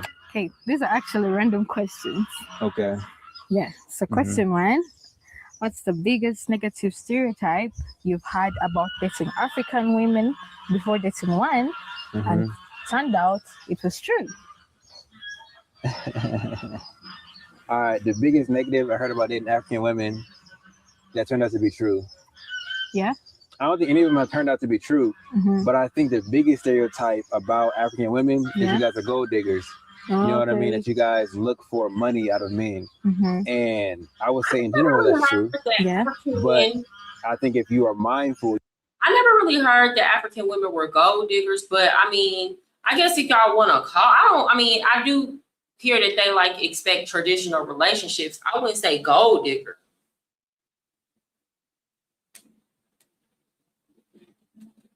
You're able to avoid those type of people. Yeah. You know, during my Tinder days, you get a woman, you mess her 3 times, she's talking about buying me an iPhone. You know, oh, mom needs sick, she's sick, she needs money for this. You run into that.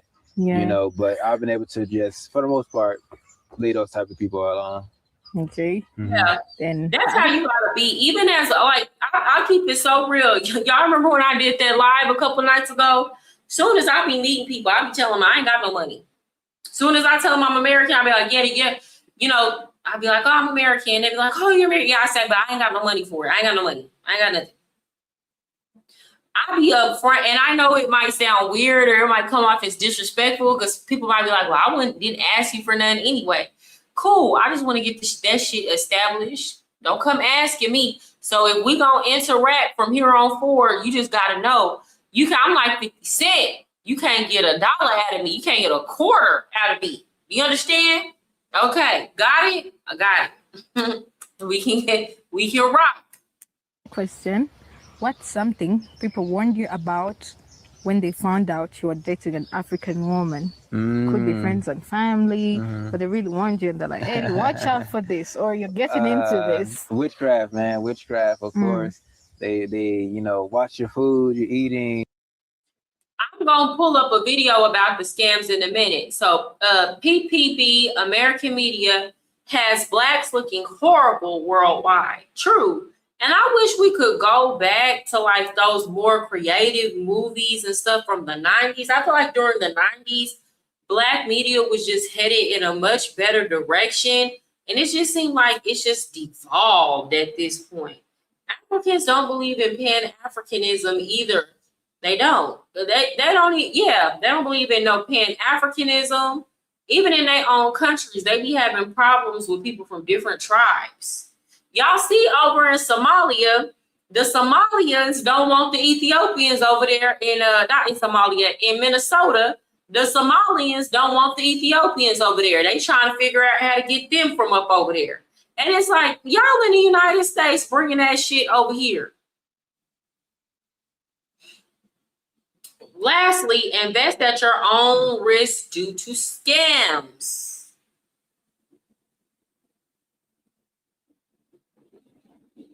Y'all heard them. Y'all heard them. Thank you so much for the super chat. Yeah, different things like that. They warn you about. It's a potentiality that, that could be going on. Yeah. What's the hardest part about dating an African woman? The hardest part about dating an African woman is just the cultural differences. Yeah. For example, me and you are engaged right now. I've never in my life seen your father. I've never in my life seen your mother. In the States, you're seeing the parents at first date. Yeah. Because they want to see who is taking a daughter out. Yeah. Who is. That ain't true. Me personally, if I wasn't serious about you, I did not bring you around my family. I've had like 2 of my boyfriends. No, I'm lying. Including my daughter's dad. Like 3 boyfriends that I brought around my family. And then it was after we had dated for a long time.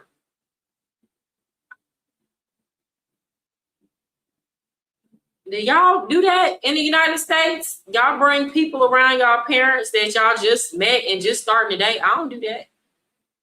Because I don't know if you're going to be here for real. Doing all that other stuff. So in the continent of Africa, it's not just with, You can just go and casually meet the parents before you're actually married. Yes. It can happen, but it's not really common. And especially like when your parents are a lot older, they're from an older generation. Exactly. So, yeah, my daughter's dad is Ethiopian, and we dated for 3 years before I ever met his family.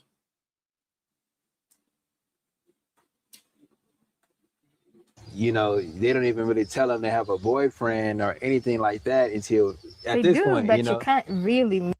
Yeah, it took a long time for my daughter's dad to tell his family that he even had a girlfriend. They didn't know for years.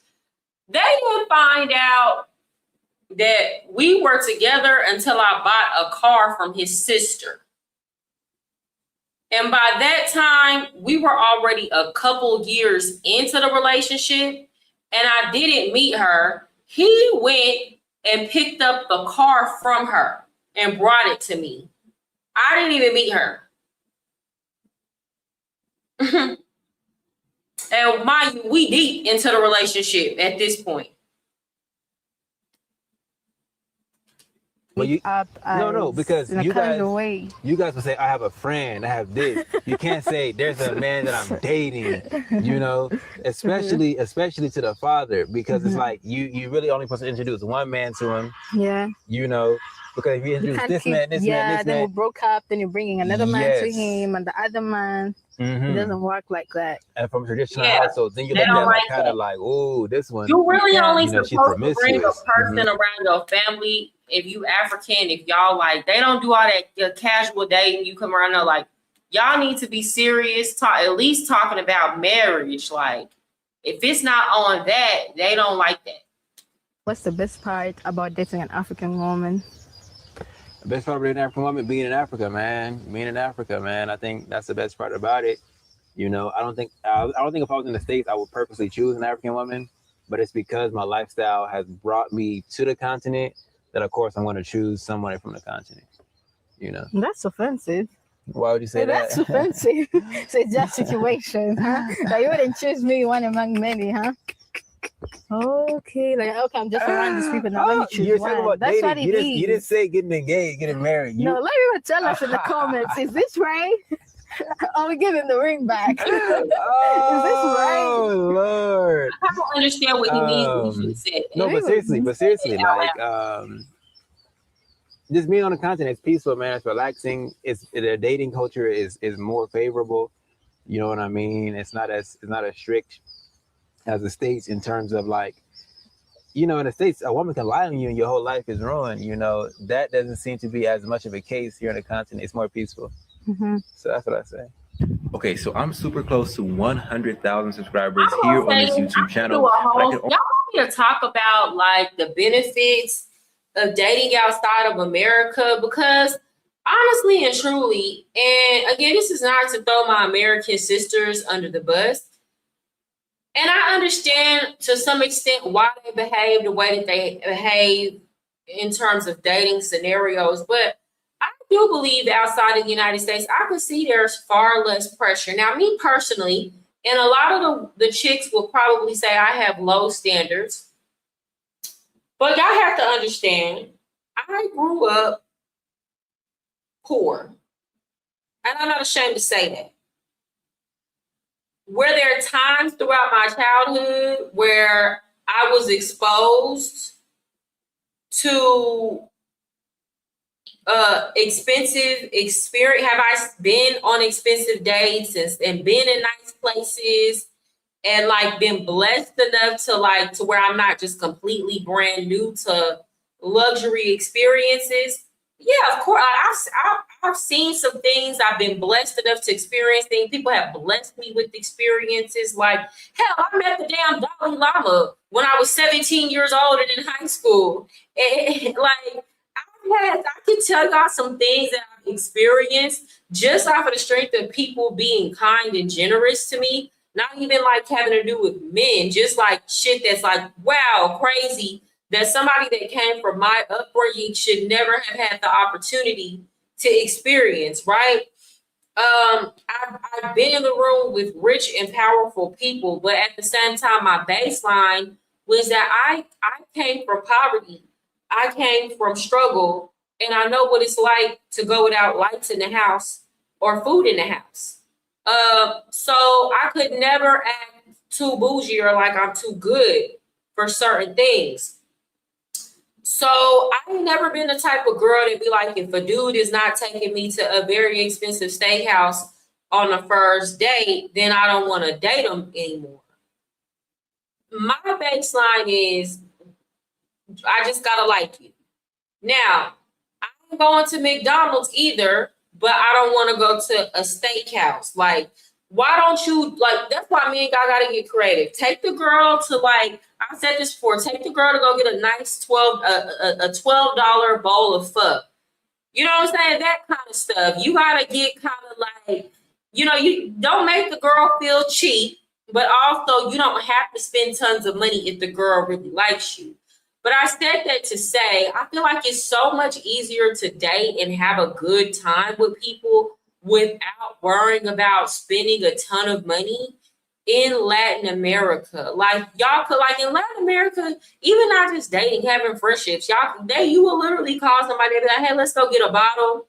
We finna go kick it. We finna go chill.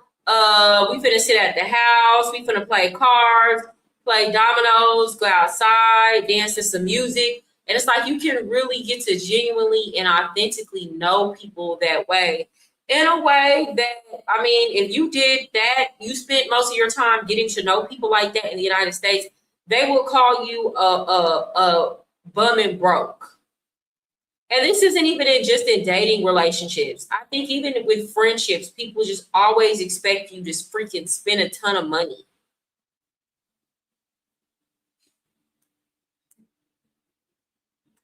Only reach that goal if you subscribe. So if you're watching this on your TV, your phone, your computer, it doesn't matter. Hit the subscribe button. It's free. And if you're wondering, well, what do I get from all this? Well, you reap what you sow. So if you put out the energy of helping me to reach my goal, well, that energy more than likely has to come back to you. It's the law of the universe. So subscribe to the channel. Make sure I'm subscribed. Some people call them passport bros, not all, but many of them. Y'all make sure y'all like my video and subscribe and they come to Africa, they go to Yeah. Asia, getting So women. why are American men dating outside of America? Yeah. And I'm gonna start doing members only content when I want to talk about my most controversial topics. So consider becoming a member of the channel. And what I would like to start doing is members only content at least once a week. And that's to keep out the people that just be in the bush. That just be for my people. So consider getting a membership. So at the very least, it's free to subscribe and hit the like button. Also, if you feel led to do so, to help support my channel, consider buying me a coffee and supporting the super chat or the Cash App. That helps keep me going so I can continue to bring good commentary to y'all. I think for the reason, like I just said, that the women can be more peaceable. The feminist culture, it has spread everywhere clearly, but it hasn't worked its way into the law system. Yeah. When it comes to what a man needs to do and what a woman is supposed to do and so on and so forth. Yeah. I think a lot of men in the States, white, black, Asian, Hispanic, whatever, can sometimes feel like the woman expects him to be very traditional while she expects herself to be very modern. And that conversion rate is not adding up for many men. Is on both sides in the States. I think you'll find people like, it's a lot of men that be wanting a woman to cook, clean, and do all this traditional stuff, but he expects her to carry, like she carrying most of the bills in the house. Or then when he gets home, instead of him going and figuring out a way, he just on a thing, like he'll go to work, not make enough money to where she has to work harder and carry most of the bills in the house. And then on top of that, rear the children, and on top of that, cook and clean. And then she frustrated because when he come home, he hop right on the damn video game. And it's like, sir, if you gonna have me working this hard, you could at least go figure out another way to make you some money if you expecting all this. And then on the other hand, you have women who want a provider man, but she doesn't want to do any housework at all.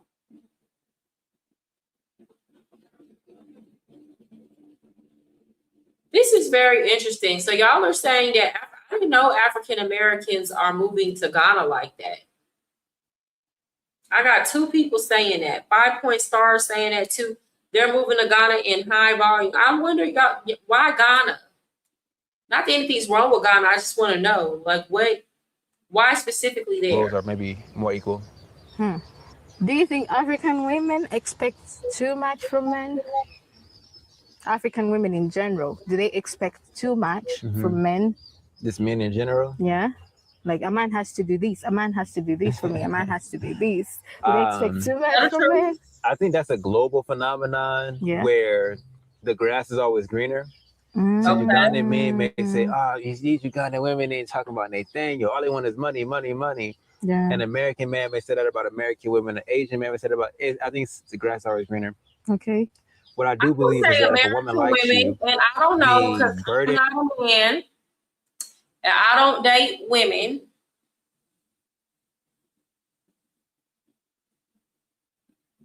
I would say American women are way more willing to go 50-50 in a relationship than African women, traditionally African women. Especially if we're talking about African American women, are way more willing to go 50-50 in a relationship.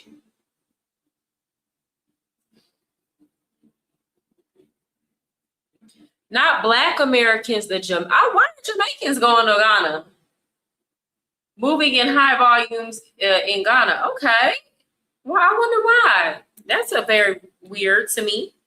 And barriers she puts up in front of you are very minimal. If she doesn't like you, she's never having time to see you. She's never, able to meet up with you. She's never doing the things that you want to do. She can put up a lot of barriers. So I think the key is, no matter where you're dating, is to date the women who want to date you. I think a lot of men put themselves into more hurdles by pursuing women who don't want them. I want to say it's true. And I think if a woman really likes you, she will try to make it easier to see you, or it won't be all of this extra BS.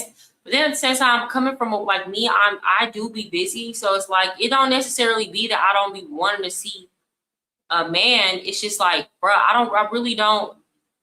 I could make the time to do it every day, but then I'm gonna fall behind in my goals. So it's I can't do that every single day. I'm not there yet. But we can see each other a few times a week. That's why a lot of marriages end up sour. The woman doesn't even like the man to begin with. She's just putting up with him because, he's spending the money on me. He's doing these things for me. Don't I tell y'all that? She's with him for the benefits, not because of the man that he is. Are African women more difficult to date than American women? I don't know. I don't know. I think I follow my own advice. Yeah. Don't pursue a woman who doesn't want you. So it's just it depends on the context. Yeah, I think it always depends on the context. African women are more difficult to date than American women. No, I don't think so. Depends on the individual. I think a woman is a woman. Okay. And a woman who likes a man will let that man know she likes him by making it easier for him. I think a lot of men just want to pursue the prettiest woman they can find. I want a 10 out of 10. It's not a 10 out of 10, I don't want her. Yeah. And they're pursuing what they like. And in pursuit of pursuing what they like, that doesn't mean that their type likes them back. Same thing with women. A lot of women will date men who are criminals, who are gang members, who are going to impregnate them and leave them. But that's who they like. But just because that's who they like doesn't mean that, Oh, okay. So that's how I feel. Next, are African women really more traditional, or is it just a stereotype? Of course, they have to be more traditional because society doesn't accept less traditional women. If you this is the outfit you're wearing today, from head to toe, you're covered up. If you were to wear short shorts that were here and a crop top that was here, would you feel comfortable walking around Uganda? Not really. Right. Because society has conditioned you. You can't just come outside wearing what you want to wear. Africa is more communal as to where you have to do things for the people around you. You can't just be as an individual saying, this is what I want to do, so this is what I'm going to do it. America's more individualized, I feel like. So, you can do anything versus here you comply. You end up blending in because that's what society wants you to be. There's written rules. There are written rules in society you have to follow. So yeah. What's something African women do that American women don't? I don't really compare African women to American women. I just let every individual be their own individual. That's beautiful. I like that. He really not even trying to do all that. You see, he ain't really. I like men like this. Y'all see, he ain't really said nothing bad about. Only thing he done told the truth, but he ain't really tried to just go out of his way to insult American women, and I can respect it.